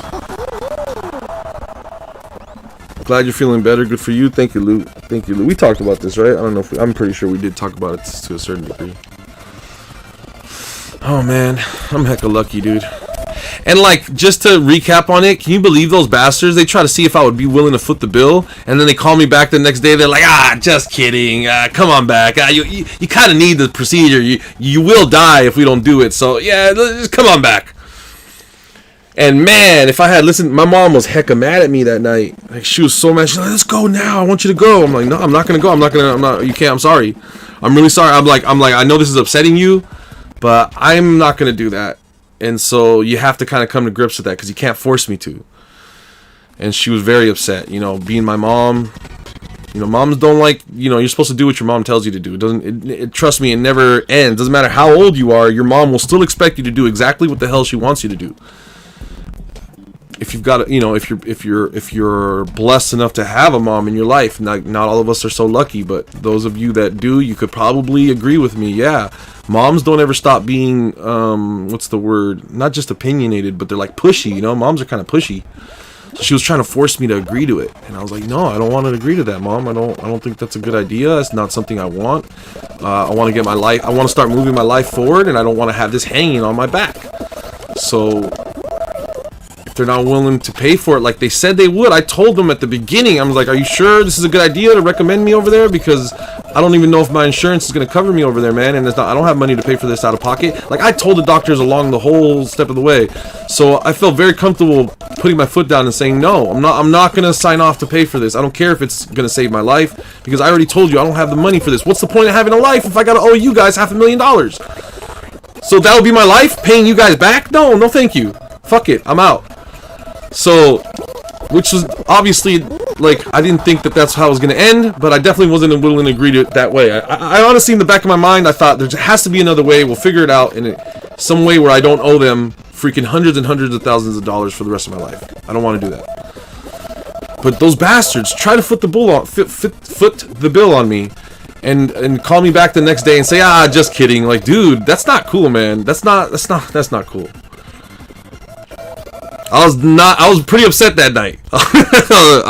You know, coming to grips with that, you need this procedure. You just told them, you know, you're going to pass because you don't want to pay for it. And they told you, okay, but you could die. There's like a 50-50 chance you won't make it back to the hospital. Are you sure? And you're like, yeah, I'm good, man. It's scary. It was a scary moment. My mom was really upset. Obviously, she didn't want anything to happen to me.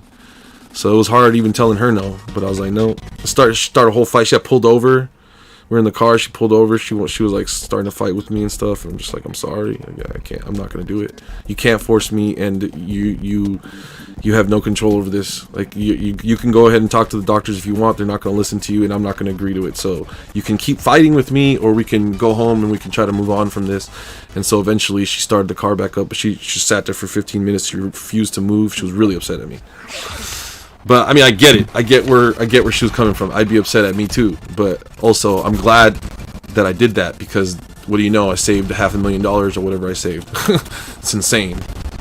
I saved a life-changing amount of money by just waiting, forcing their hand. All right, you gonna let me die? I played chicken with the doctors, bro. I played chicken with the doctors. Come on, you gotta give me some credit for that. I'm not saying I'm not saying you should do what I do. But give me some credit, man. I played chicken with the doctors and I won. They're like, oh, you gonna let me die? All right, bet. They did not let me die. You guys are doctors, remember? You gotta help me. You literally took the Hippocratic Oath.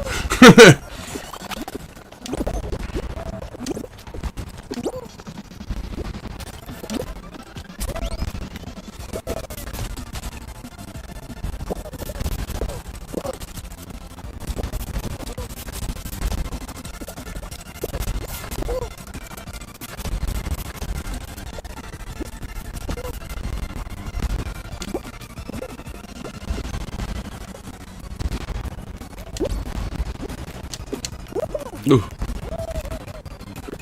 Hey, what's up, Ash?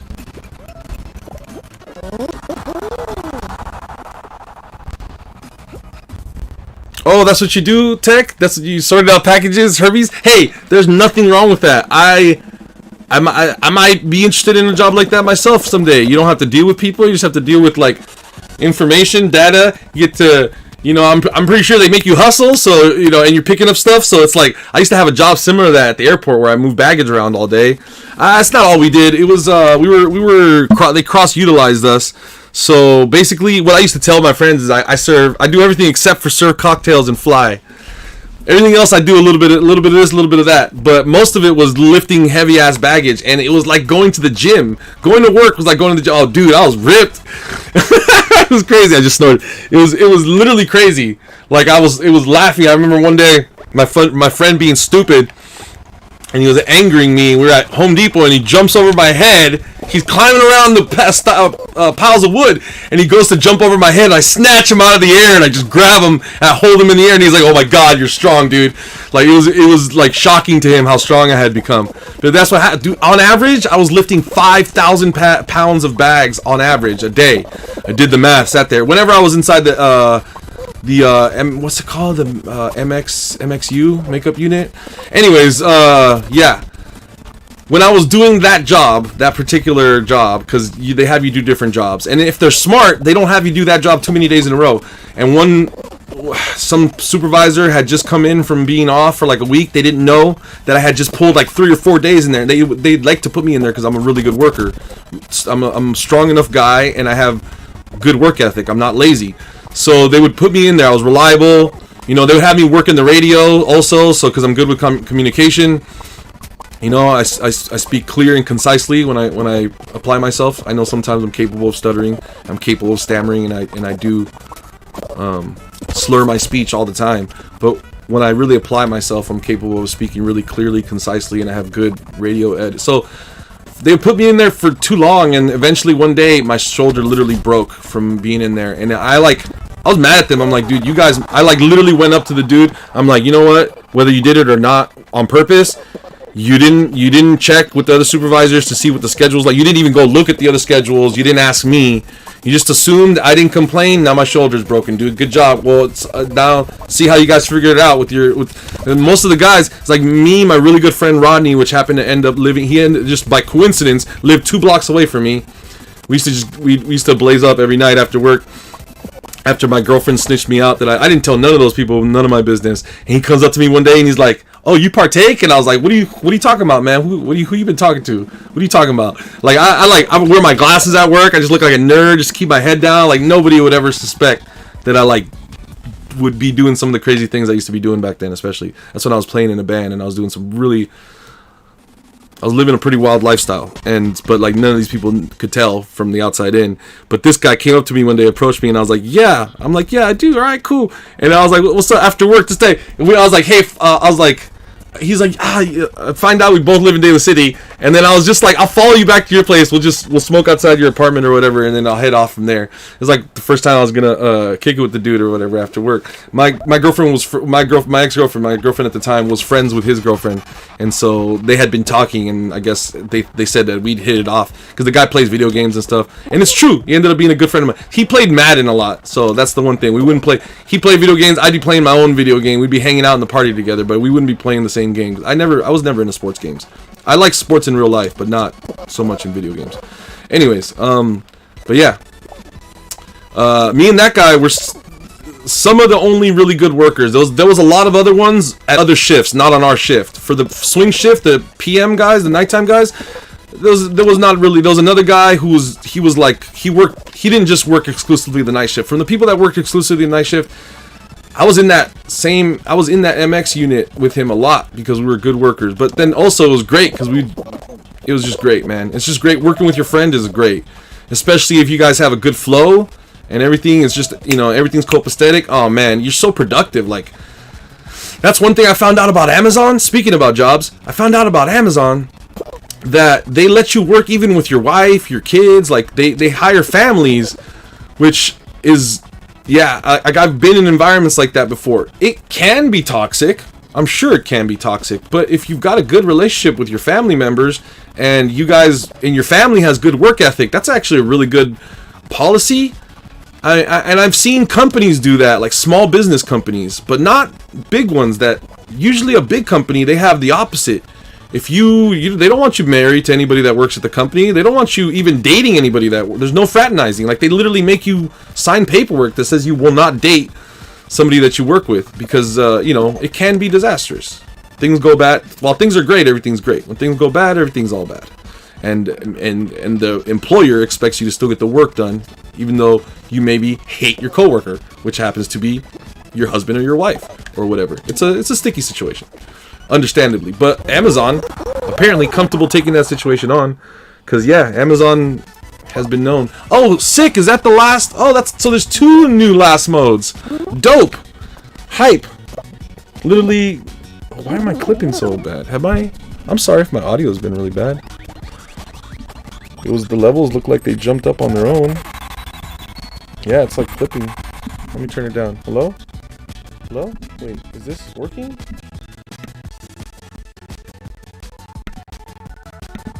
Alright. There's like a delay. It takes a while for the settings to kick in. It's weird. It's supposed to be instantaneous. Yeah, they do that at my work. So Alex, you're going to move to the UK and work at my places. They're always looking for more people. You gonna put in a good word for me? All right, I'll think about it. I don't know. I don't know if that'd be a pretty pricey move. I don't even know if I could afford what are the prices out there like that. Actually, speaking of, it's insane because so many people left San Francisco because of the high rent prices. Also, we missing somebody. Anybody else want to play? Let me know. We are experiencing something that has never before seen in San Francisco. Everybody's leaving instead of coming.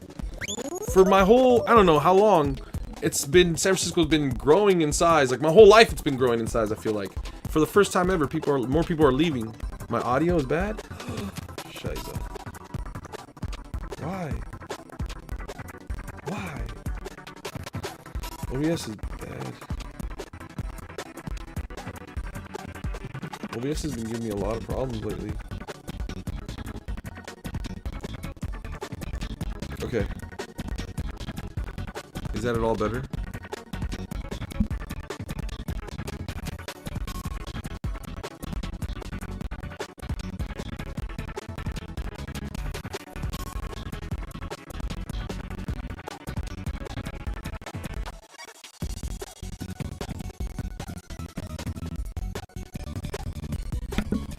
Wonder why I struggle sometimes. You said no? Oh, bastard. I thought you got me. I thought you were being serious. Your voice is good, but the game audio is weird. What the hell?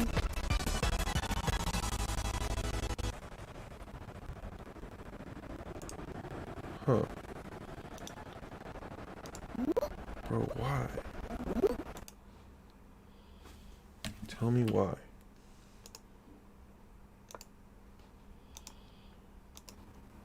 No. Crap.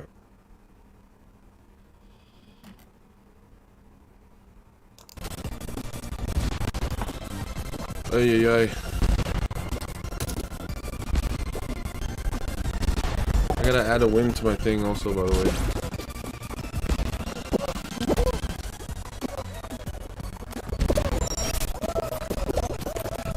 The game almost sounds buggy, huh?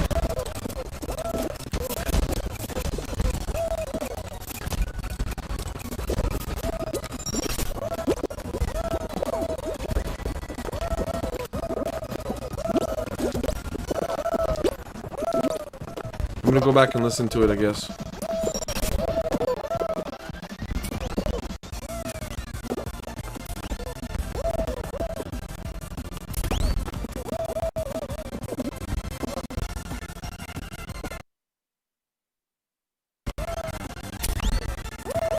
Oh my god. Oh, we got some serious issues. We got some serious issues here. Bro, you know what? I've been meaning to get a new capture card for a while now and just try a different method and see if, like, for all I know, yeah, I don't want to get negative. For all I know, I had a bad capture card the whole time because I have had intermittent audio issues here and there. Cuts in sometimes. Some days it sounds great, right? You guys have heard my stream sound good before. No, I did. Ricky, one time. Oh my god, dude, that was so stupid. Oh my god, Ash, you just made me laugh.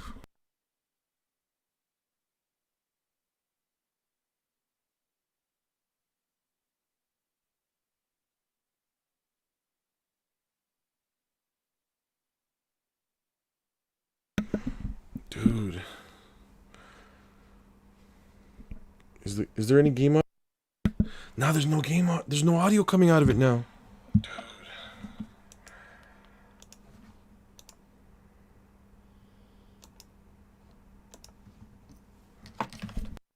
It's not good, bro. It's not good.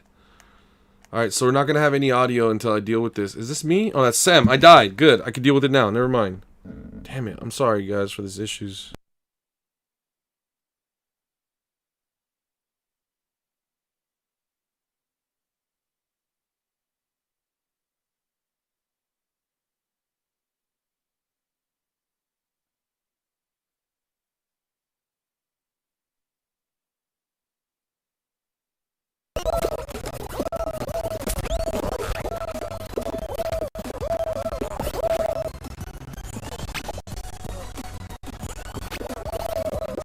Alright, I can confirm now that I unplugged my capture card, put it back in, and then suddenly the audio came back in.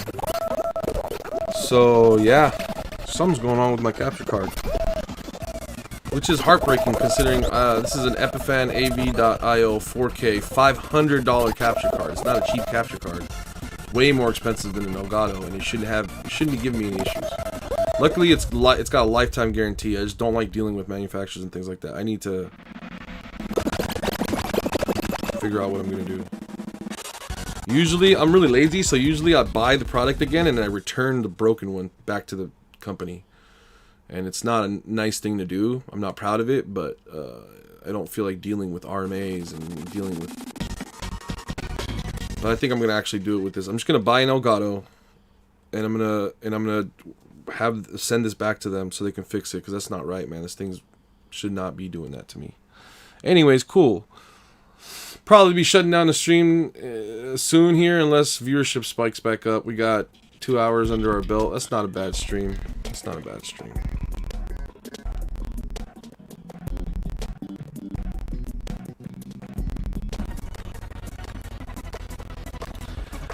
I have had it for a while, but I gotta be honest with you, it's always done things like cut out and I have to restart it. It's always done things like the audio's not working. Why is my audio not? Why is OBS not hearing the audio? And I've always blamed OBS, but maybe it's not OBS. Maybe it's my capture card this whole time. I just assumed it wasn't because of how much money I spent on it. Honestly, I mean, the confidence I have today, I would have never bought it in the first place. I only bought that card because it's advertised as plug and play. Like, you don't have to know anything about Elgato or settings or how to set things up. Now, I feel perfectly comfortable doing that stuff now. Shit, I built my own PC. I feel perfectly comfortable doing all of those things now. But when I first invested in my streaming setup, coming over from a console, I had no confidence in my ability to do any of those things. I was planning on, when I bought that capture card, I was planning on buying a pre-built PC. I bought that capture card before I actually bought that capture card around the time that I got a pre-built PC and canceled that and decided to build it myself because I couldn't even get the parts that I wanted, which were nicer parts. I couldn't get them from that NZXT build website. They just didn't have them. In hindsight, I did not need those parts, but as a noob with just a pile of cash to spend on a new PC and no knowledge of what I was doing, I didn't know that I didn't need that stuff. So I went down the route of spending more money because it was like nicer things. Sure, it's nice or whatever, but you don't need that stuff. In truth, you shouldn't spend more than $1,000 on a gaming PC. If you spend $1,000, you're probably going to end up with a really nice one. And you spend anything more than that, it's just not necessary. If you spend less than that, it's not going to be as nice. Because like a nice graphics card costs you like $600, and the rest of the system, you could probably put it together for another $400. And the graphics card being the biggest issue, a graphics card should always be like 50% of the money that you spend. So we're talking about like a $500 to $600 graphics card and like a $400 to $500 PC, and you got yourself like a $1,100 gaming PC. That's like the sweet spot. Like if you watch a lot of videos, or you talk to people that know what they're talking about more than me, even people that know a lot more than me, they'll tell you the same thing, that the $1,000 mark, a little bit more, because it's like trying to get it out for. Just kind of depends on what kind of deals. Maybe if something's on sale, you'll get it for $1,000, but if it's not, you're looking to spend like $1,100 or $1,200. And I mean, I know personally, when I bought a gaming laptop many years ago, I only spent a couple $100 on it, and was a little bit disappointed that it could barely play League of Legends and things like that. But it's like now that I know more about computers, it's like, oh yeah, it makes perfect sense. Like, I spent £500 for mine, but I'm happy with it for now. It does what I want it to do. That's great. That's great. And that's not cheap either. That's like $750 US. So you're almost right at that price point that I was talking about earlier. And I'm sure you could have gotten a nicer PC, right? And spent a little bit more money on it. The cool thing about PCs is you could always upgrade them down the line. Even if it's with older components, but like, for example, essentially a computer is made up of a motherboard that you slot all these different things into it, and those motherboards are not compatible with everything of all time and all the things that will ever be. It's compatible with a certain allotment of different CPUs, and you can just basically, with a few years from now, it's maybe not as powerful as you want it to be. It might make sense to swap out the graphics card and keep the rest of the system, and everything will be fine.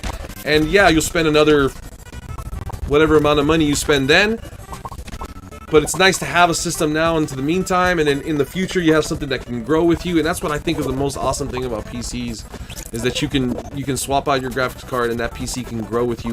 You could even swap out the CPU in certain times, and shoot, if all else fails, you can keep your power supply and your storage and your case and your fans and all that stuff, all your RGB lights and all that, and you can use that on your next PC. So there's always an upgrade path, which I think is beautiful.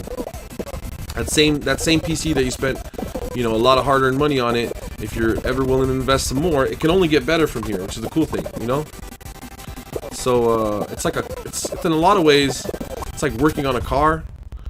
That's working on my PC is in a lot of ways feels like I'm like, especially if I'm like cleaning the fans out and doing like a tune-up on it, I feel like it's like changing the oil on a car. It's a little bit of work, but it's a lot of fun if you're into it. I played Custom Zombies, which is great. That's one I wanted it for. Yeah, I hear you. As long as it can play Custom Zombies. I know Zeus really wants to play some Custom Zombies.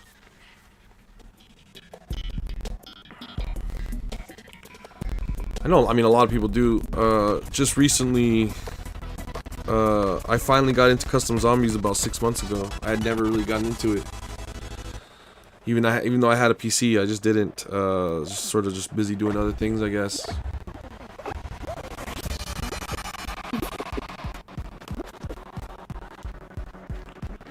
Oh, nice, nice. I really like using my PlayStation controller on my PC. There's an application I use called DSW for Windows, and it just it's a DS4. It's actually DS4W. Sorry, the name of the program is DS4W, and it stands for DualShock for Windows. And DS4W is really convenient. You just start it up after you pair your PlayStation controller to your Windows, and then you fire up the program. And you'll know when it turns on because it like changes the color of your light, and it's really cool. You can customize it, put whatever color you want. You can make it whatever color you want on the front of the front of the PlayStation controller. Just change the color, and then as soon as you see that light come on, you see your color come on. You can have a different profile set, so like you move buttons around. You can have sensitivity or dead zones, like obviously all that stuff. Like features, usually stuff that you could mess with that. You usually find that kind of stuff like on more expensive controllers, like the Xbox Elite controller lets you do that. Scuff controllers have things that let you do. The Astro controller lets you adjust some of those parameters. So it's really nice to give a basic PlayStation 4 controller that functionality. It's really cool. I like that program a lot. It's sometimes buggy. Like I'd say 9 out of 10 times it works fine, but it's buggy sometimes. Yeah, like yeah, you're right. Not all games use Xbox controller, but if you have the DS4W application, it'll use your touchpad as a mouse, so you don't even need to be at your mouse. Like you could just scroll like this with your thumb. There it is. You just scroll like this with your thumb and click down and double click. You can click and double click, and you use it as a mouse. And it tells every game that you play. It tells the Windows system that you're running an Xbox controller. So there are some games that PlayStation controllers are not supported for, where you have to use an Xbox controller. That's where DS4 comes in. DualShock for Windows makes it think that it's an Xbox controller. So not only can you use the touch thing as a mouse. Hey, what's up, Zach? Welcome back. 4 dubs today. You're on fire, dude. Not only can you use this as a mouse, but it also tricks every single application into thinking you have an Xbox controller plugged in, so you have full across the spectrum compatibility. It's a really, really nice program. If you're used to a PlayStation controller like I am, and you play sometimes on Windows, you definitely should be using DS4W, unless you already have a controller setup that you're perfectly happy and more happy with. But if you're ever like me, where you're like, man, I wish I could just be using my PlayStation controller, and I wish it would just work automatically and easily with all my games, that's what that application does for you. It's really nice, really convenient. We got room for one more in the lobby. Would anybody like to join us before I start up? I'm gonna go take a look in the store real quick for you guys. Actually, how about this? Let's go take a look at what's inside the battle pass, because I never even took a look at it. And I know not everyone's here right now, but those of us that are here can take a look at this pistachio. Ooh, I love pistachios. Candy cane. Krampus. Nice. That's sick. It's like, oh, okay. 2 crowns. Follow la la la guy. Shiver. That's me right now. Hella cold. Winter trees. Krampus top. That's pretty cool. That's pretty cool. Paying homage to the pagan gods. Narwhal. Oh, that's the color scheme. I'm like, I don't see anything coming out of my head. Ice glare. It's a faceplate. Oh, with the white with blue eyes. Oh, okay, okay. Ooh, I kind of wish I had that right now. Snow Queen. Nice. Fondant. Oh, dude. Everybody loves cake, right? Birthday cakes.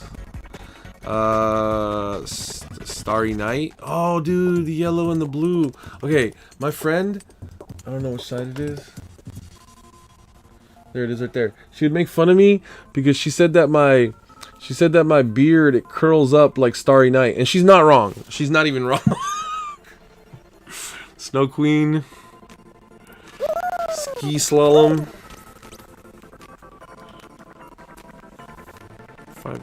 Candy Twist. Dapper Walrus. Oh, dude. That's kind of cool, actually. Not yet. 1. Wait, what? What? What's this? What is that kind of name? Not yet with parentheses 1. Not Yeti. Oh, not Yeti. Duh, not yet. I'm like, what? Not Yeti. Okay, I'm stupid, man. Penguin Avalanche. Nice. Snow Angel and Dapper Walrus top. Oh, sick, dude. Look at that pimp and his monocle. That Walrus has money, and you can tell because of its the way it's looking. Not a care in the world. Come.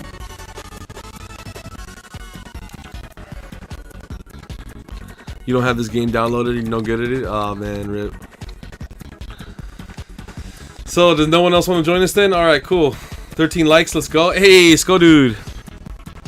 Let's go, dude. Last call. No? Nobody? Alright, cool, let's go.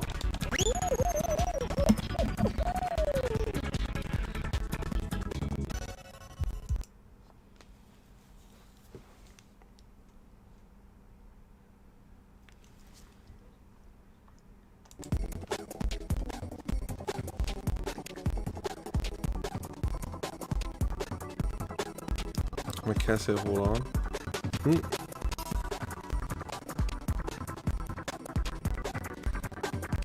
Java. Oh, that reminds me, guys. We're clickbaiting. We won. We got our first Sasan 2 or Sasan 3 win.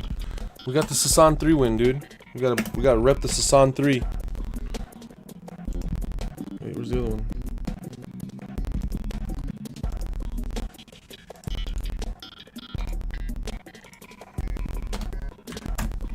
Here you go.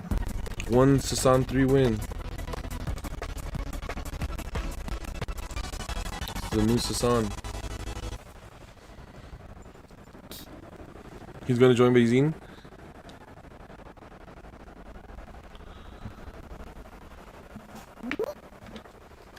Oh, no, I'm not in a party at all. Not in a party at all.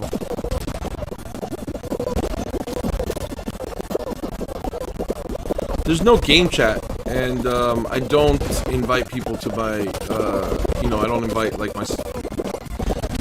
When I'm playing Fall Guys, I usually don't invite the people that I'm playing with to my party, is what I'm trying to say, without sounding conceited or rude. Yeah. So, but I always try to explain to them that it's nothing personal, you know.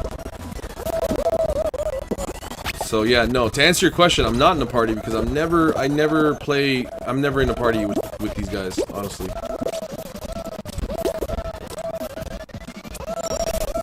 I just feel like considering, especially when we were doing, well, I you know, a few months ago, streams were very popular. Fall Guys streams were very popular on my channel. I was playing with a lot of new people, and I got DDoSed a couple times, so I just had to instantly stop hanging out in parties with people that I don't know, right? Only people that I don't know, obviously. So, to answer your question, I'm never in a party these days hanging out with hardly anybody unless you hear them. You would know if you hear them. No, I'm not. I mean, I'm not busy. I'm not busy at all. We can talk. You're not going to distract me. I don't think I'll do any better or worse. Honestly, it'll be fine. Yeah, shoot me an invite. It's fine. Does that person look like a skunk? You want to play one time? I think we still have. You gotta go. Bye, Shadow Spirit. Later. I'm not sure, but I think maybe.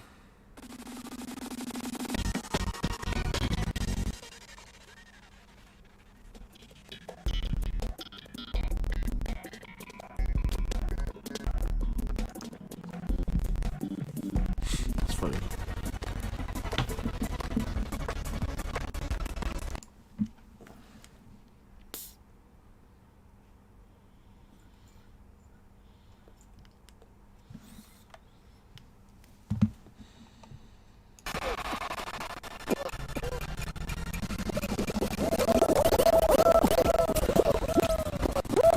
Oh, that was unfortunate. Just like papaya.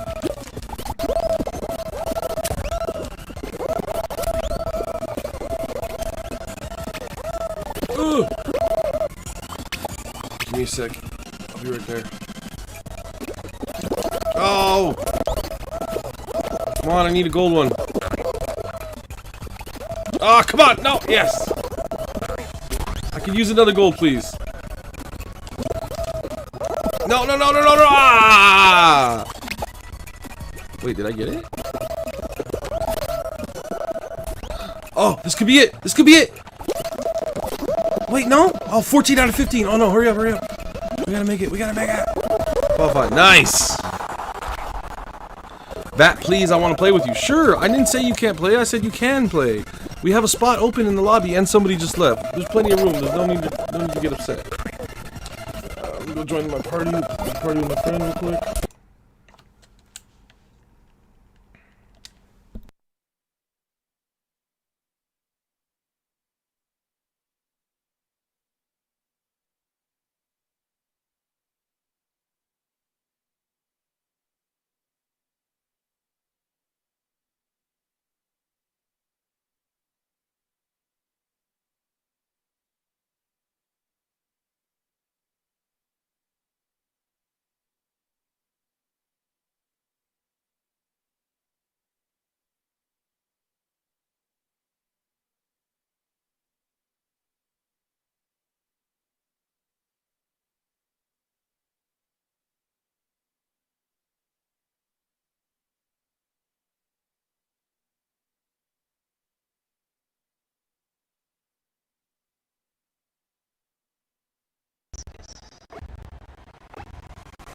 Alright.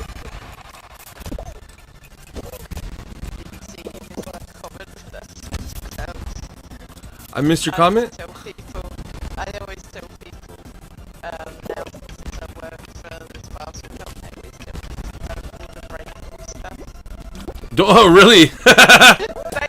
they throw the shit everywhere. I tell you, Alex, I'm like, Mum, don't ever order anything that's breakable. Wow. Yeah.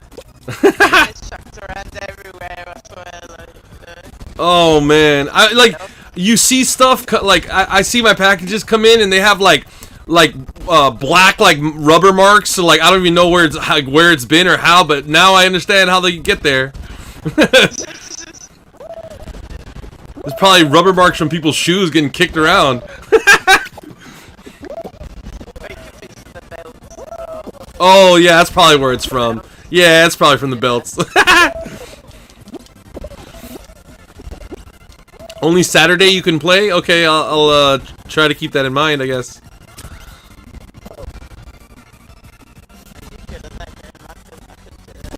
Ooh! Oh, man, I can be. I don't know how good I'm playing today.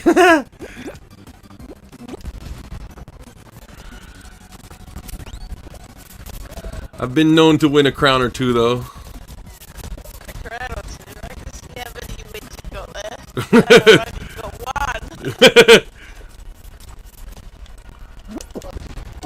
Oh, eliminated. We didn't make it today. In an act of desperation, I tried to jump for the belt, and I didn't make it. You have to excuse my mic, I've got a different controller at the moment. So it's just a cheap one, and then the mic doesn't sound great. I like that. My voice is apparently there's not a lot of bass in my voice, it sounds weird. Yeah, it's a little low. It sounds like it's not yeah. I did turn it down though, because I was playing earlier with somebody else and they were complaining that there was a big echo. Oh. So Oh, okay. Yeah, I mean, I can hear you fine. I'm not having a hard time hearing you or anything. I don't hear an echo either, so. No, okay. Man, I'm not. Sam is a natural at season 3. I'm not doing so hot. The other week school is closed, so I can play 3 days. I don't know what you're trying to say, Zechariah. Something about school being closed? I would celebrate that if I was you.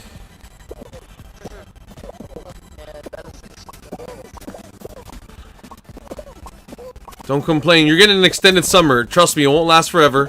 Just enjoy it while it lasts.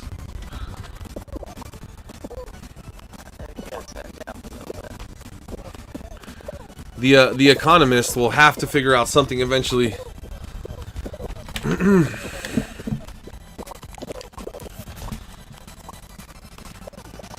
Still trying to get to master. Well, what is it? C300 is that?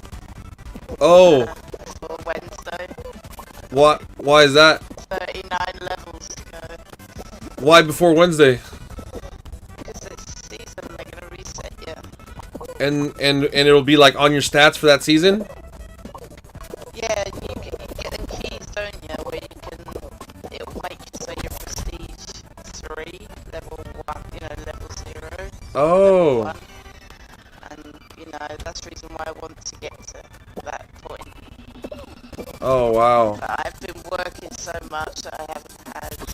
How much time would you reckon it takes? I don't know, but it's double XP at the moment. He's so. saying he can play when school is closed 3 days a week. Oh, okay, okay.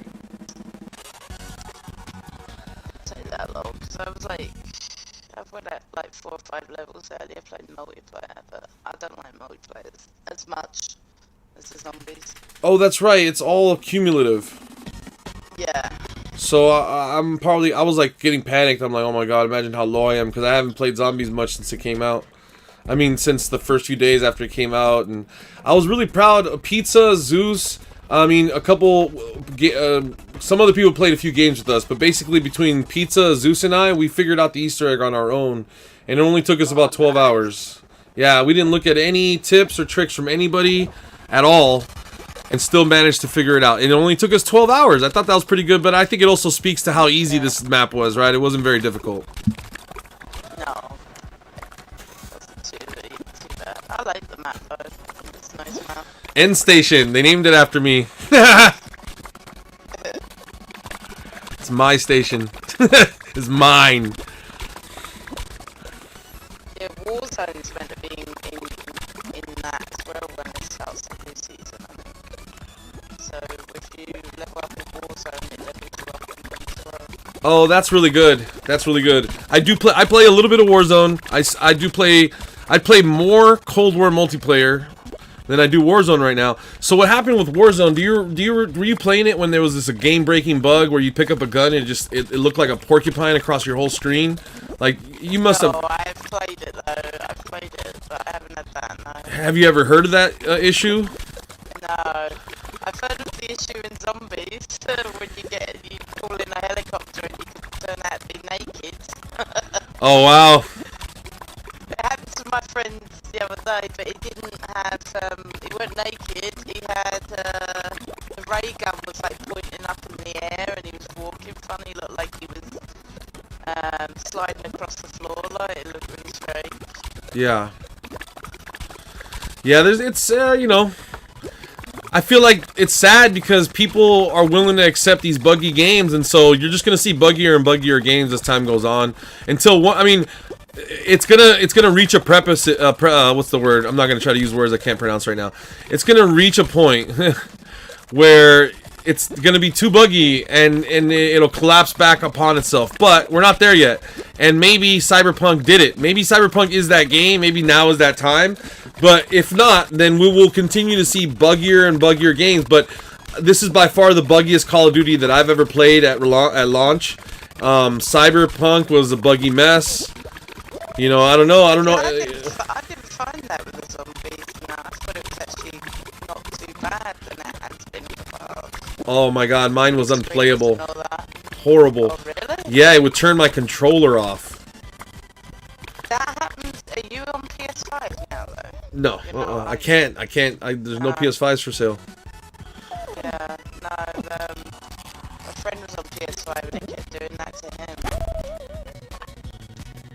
But I've not had any problems, no issues. Yeah, I literally had to use my controller in USB mode, and that's not reasonable. That's not acceptable. Yeah. And like, I don't even have a long cord, and I bump my controller the wrong way or I move it a little tiny bit, it disconnects. Like the zombies come and kill you instantly. Like, Or actually, no, it would tell you to reconnect your controller. It was just really annoying. I'm lying because it would tell you to reconnect your controller. But Yeah. nobody wants that. Nobody wants to play like that. But so it's worst on PC because on PC, if you have to resort to USB, there is not that please connect your controller thing. It just like tells you doo doo doo, and it's like starts reconnecting your controller again. It's like so annoying. Anyways, I'm not a fan of USB controllers unless the cable is like part of the controller and it does not come out, because That's what I have on my Xbox One on my PC, and the one I'm using right now. Nice. Yeah, wired's the way to go for, as long as you're close enough to the console. I don't like it though because it's a cheap one, so the buttons feel a bit weird. Okay. And everyone says, "Oh, your voice doesn't sound like it's got any bass in it," and they will tell me to turn my mic up. And it's the same mic that you're using with the other controller? Yeah. Oh yeah. Okay, so it's the DAC. It's the digital to analog converter. And the weirdest thing is, say like I recorded a video. I haven't seen Joel around in a while either, Ash. And I played the video back. I sound exactly the same as I would if I was using the other controller. It's really strange. Wow. Yeah, Ash, Joel is the only inactive moderator that didn't lose his wrench. I just wanted to give him time to sort out whatever he's got going on. I don't know what it is or what, I know.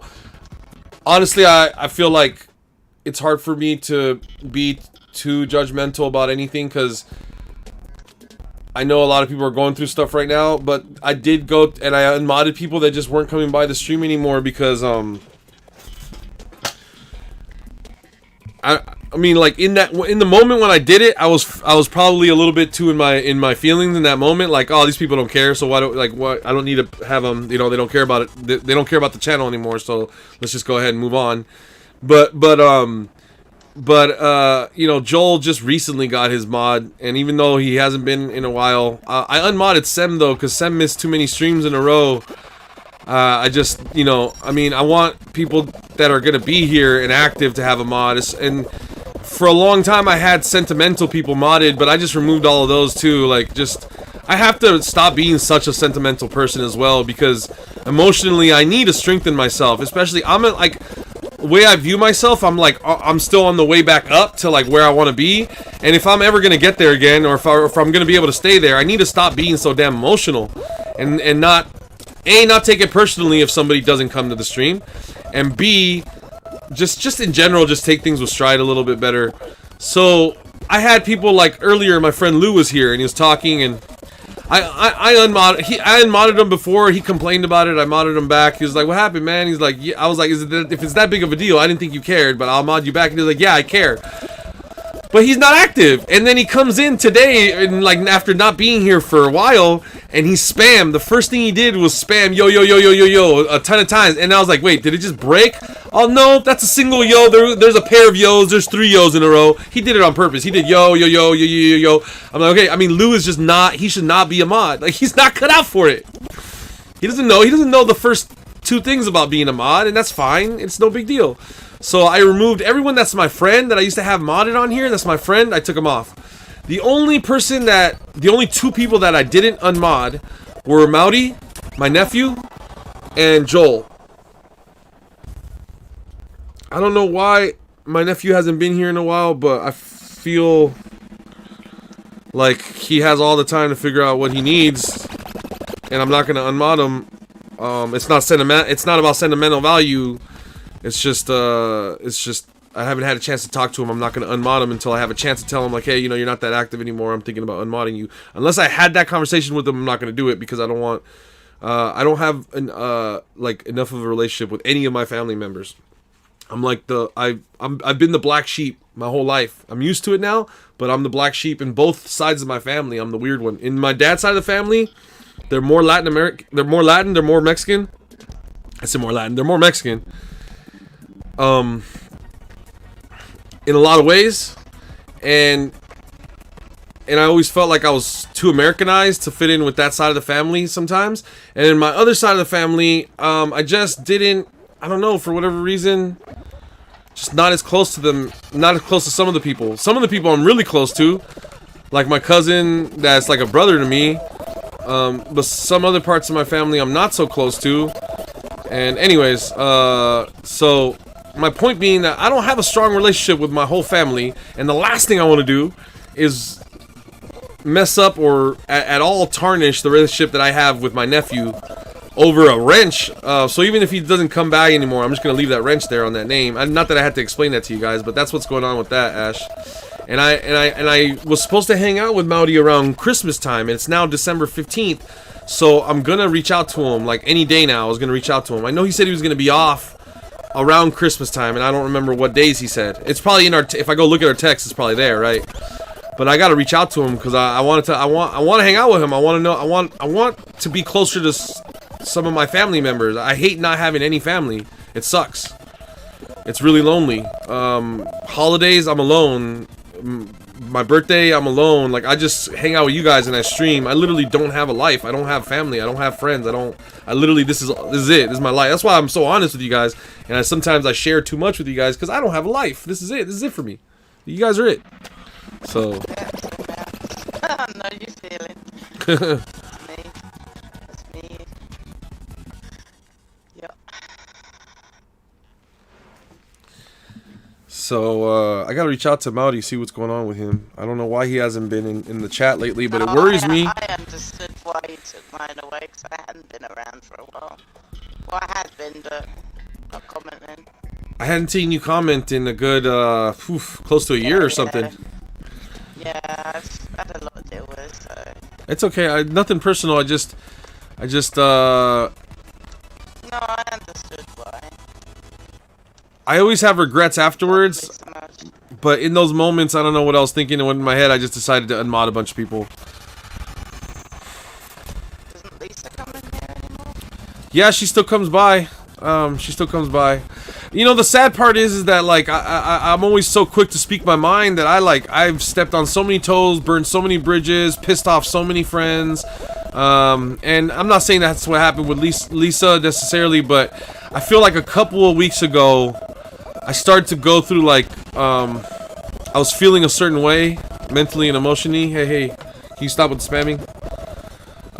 Mentally, emotionally, I was kind of feeling a certain way, and instead of taking some time off or stepping away or handling it another way, I just started to get like kind of nasty on stream and at people, and I stopped I caught myself doing it. I stopped it. I feel like it didn't go unmitigated, but it happened, and I feel like I lost a lot of subscribers. Also, then, I don't know, but then that might be in my mind, and the fact that Fall Guys and Among Us kind of lost popularity. Maybe that's just 25 subscribers that decided, but also it could be 25, and to be quite 100% frank with you, all this damn politics that's going on in America, and me voicing my opinion about it, there's 100% some people I know that stopped being subscribed to me because they didn't like my political opinions that I was expressing too frequently and maybe too passionately on stream. So, I don't know. All I know is that a lot of less people are coming around. And I did talk a lot of shit about white people. Not in general, but specifically white people that think they're better than anyone else. Like white supremacists, for example. And I don't know, man. So, some of me thinks maybe there was a white supremacist or two in the crowd, and they didn't like me talking bad about them. Maybe other just normal, standard Caucasian citizens didn't appreciate me being so aggressive towards just anybody, period, especially somebody that literally looks just like them. So I don't know. I've tried to dissect this, and if I did offend anybody, like, I feel bad, but at the same time, I don't regret and I don't apologize for anything I said. Because what I said still holds true. We have to do a better job at stamping out bigotry, racism, bias, just in general. As a species, we're not there where we need to be at yet. And if that conversation makes you feel uncomfortable, quite simply, you are okay with the status quo. I don't want to make presumptions about you, but I could begin to make presumptions about you. Based on because if you're too comfortable with the way things are, then it says a lot about who you are. If you're not comfortable with the current climate, like, yeah, let's just not get into it. For example, you know, you speak out about a certain issue, it's probably because you are affected in a certain way by it. Now, if you're benefiting from the status quo, it does not behoove you to lift a finger to change it. But you see, that's not the case with everybody. Some of us are drastically impacted by living life the way life is being lived, and we mean to change it. We mean to rectify some of the ill will that's being pushed out there, and to equal out some of the imbalances. There's way too many rich people and way too many poor people, both. Way too many rich people with too much damn money out here for all these damn poor people to be so damn poor. Especially in places like America, where we're not like England, where you can go to the hospital and get your medical bills taken care of. That's not the case in America. So we have some really big fundamental issues, and I started to directly attack people that support that shit. If you are not as pissed off as I am, I accused you of supporting those views, of supporting those people. And I literally said, if you do, I don't want you here. Like, I like straight up. You support Trump, and you're okay. In fact, if not just support him, if you're okay with it, if you're on the fence, if you have not decided that this person is a villain and you need to actively pursue eliminating this person from our world, then you're part of the problem. And I threw a lot of people under the bus and I don't know how many of those didn't like what I had to say. Whatever, it is what it is. But I definitely lost a lot of subscribers. People left my Discord. People reached out to me, said racist things to me personally on their way out. Also, it wasn't graceful either. Some people just were like, "Yo, I'm racist and fuck you too. I'm out." But like, it is what it is, man. I don't regret any of that, and I don't regret saying. And it had to be said, and it's the truth. And as a minority, as a person of color, it's who I am and how I identify. And I'm not gonna be a fake to myself. I have. At the end of the day, to thine own self be true. That's words I live by. To thine own self be true. Doesn't matter what somebody else thinks about you. But maybe don't lie to yourself, and make sure you can sleep with yourself at night. And to sleep with myself at night, I felt like I had to do my job to tell people, hey, make sure you're registered to vote. Please vote, and make sure that you help us get Donald Trump out. Plain and simple. He needed to get out. I mean, he was literally... Tech, did you know that they're removing Mexican women's uteruses at the border illegally against their will? Yeah, yup.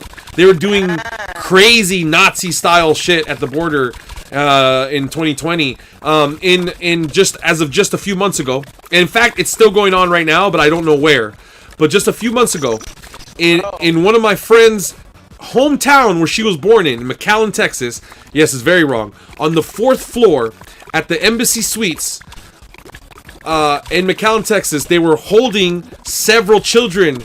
Not in a cell where they're supervised. Why were these children at a hotel? Why were they being held? And there's accusations of sex child ring. What is it called? You know, these pedophile sex trafficking rings dealing with children, and specifically these migrant children at the border. And then you find out that they're holding a bunch of them at the hotel, and they wouldn't let reporters in. They wouldn't tell reporters what's going on. So I started to get very vocal about this stuff, and it got me very, very, very upset. Like, I've always told people how I feel about Donald Trump, how, Republicans in general, Democrats, politicians in America. They're all not good, in my opinion. A bunch of bad apples, all bunch of rotten apples. But this is a whole different level. This is not like about I'm offended. I mean, we're talking about women and children being attacked physically. Being incarcerated, having their uteruses being taken out, and all kinds of their human rights being violated, and literally nobody caring because they're Mexican women or they're Latin American women. And so I started to call people out, and it made some people feel really uncomfortable. I think the way that my message was said, it could have been said better, because there's a lot of people that I know I have a lot of love and respect for, and I know they love and respect me back, and I know they support me. But the way I said it, it almost kind of sounded like I was accusing everybody around me of not doing enough. So I've had to reconcile this.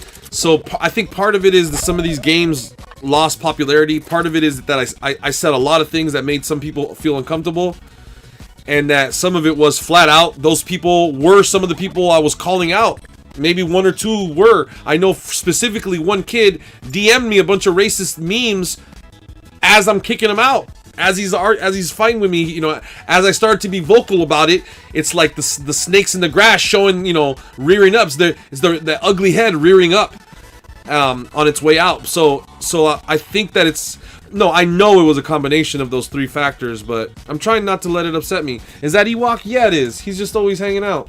But anyways, guys, thank you so much. I'm gonna end the stream. AU is still very popular. Okay, Ash, let's see. Let's start doing some AU streams and see if we can get it cracking again, because for whatever reason, talking shit about an entire race doesn't help diminish racism. I definitely wasn't talking shit about an entire race. Saying fuck racist white people is not saying fuck all white people. I know it sounds really close, and if you're not listening, you might confuse the two, and if you don't know me well enough, you might think that I have a problem with white people, which I obviously fucking don't. If you know me at all, I don't have a problem at all. I look up to, admire, and respect a lot of them, and I don't see us as white people, as I'm Mexican. I look at us as humans. That's why I have a lot of friends from we're just people. And especially one thing I think we need to move away from here in this country and in America specifically is I have to register to vote as a Mexican American. Why? Why am I not just why is that not good enough for them that I'm just an American? Why do we have a census in 2020 that makes me tell them who I am other than American? It's them choosing, and by them I'm saying the government, the people in power, not white people, even though in the majority of the people in power are white. That's the one has not necessarily has to do with the other. My point being, I don't mean you people, I mean those people in power that have control over us are literally telling us, I want to know who you are, and no, American's not good enough. So I think that needs to change also. Why the term African American, Mexican American, Chinese American, we're all Americans. Why are they even making us classify us as anything different? That's already the beginning of the problem. We need to start looking at each other as just citizens of this planet, and don't even worry about, like, who cares. And even the American thing, and now I'm gonna sound a little bit dystopian, and because there's no way it's gonna be a utopia, so it's gonna sound a little dystopian, but maybe there should be a global citizenship. I don't know, New World Order. Would it be that bad? Would it help stop some of the wars that we're having? If countries if they were forced to work together instead of having the option to fight. Because right now, like, and eventually it's not going to work out. There's no such thing. But you could try. We could try for a better system. You know, you look at like science fiction things like Star Wars, where they have a galactic empire, and for a while, for like 2,000 years in that storyline, they had peace. And if you think about it, shit, like the Egyptian Empire lasted longer than 2,000 years, and they had some semblance of order or peace, or the things that they were doing would not have been possible. They definitely lived within a structured society, which lasted much, much longer than our own current society, is my point. And to reach a point where you were in this society, you have to work on equality. You have to stamp out racism when it rears up its ugly head. And at the end of the day, if you have a problem with the things that I'm saying, you're probably racist, because I'm not saying anything wrong. And I love everybody equally, and I've dated white girls, black girls, and every type of girl in between. I just see all types of beautiful. That's all I see in the world. And I don't understand why everybody doesn't see the world that way. And it upsets me that they don't. And as somebody who's directly affected, now here's where we go back to the beginning of my argument here, is if you're okay with all these things that I just talked about, you're okay with the status quo, you are probably okay with it because you're directly benefiting from it, from the structure, and it does not benefit you, it does not behoove you to shake it up. And it makes sense. That makes sense to me. I get that too. That's enough of a lesson for now. Peace out. This is the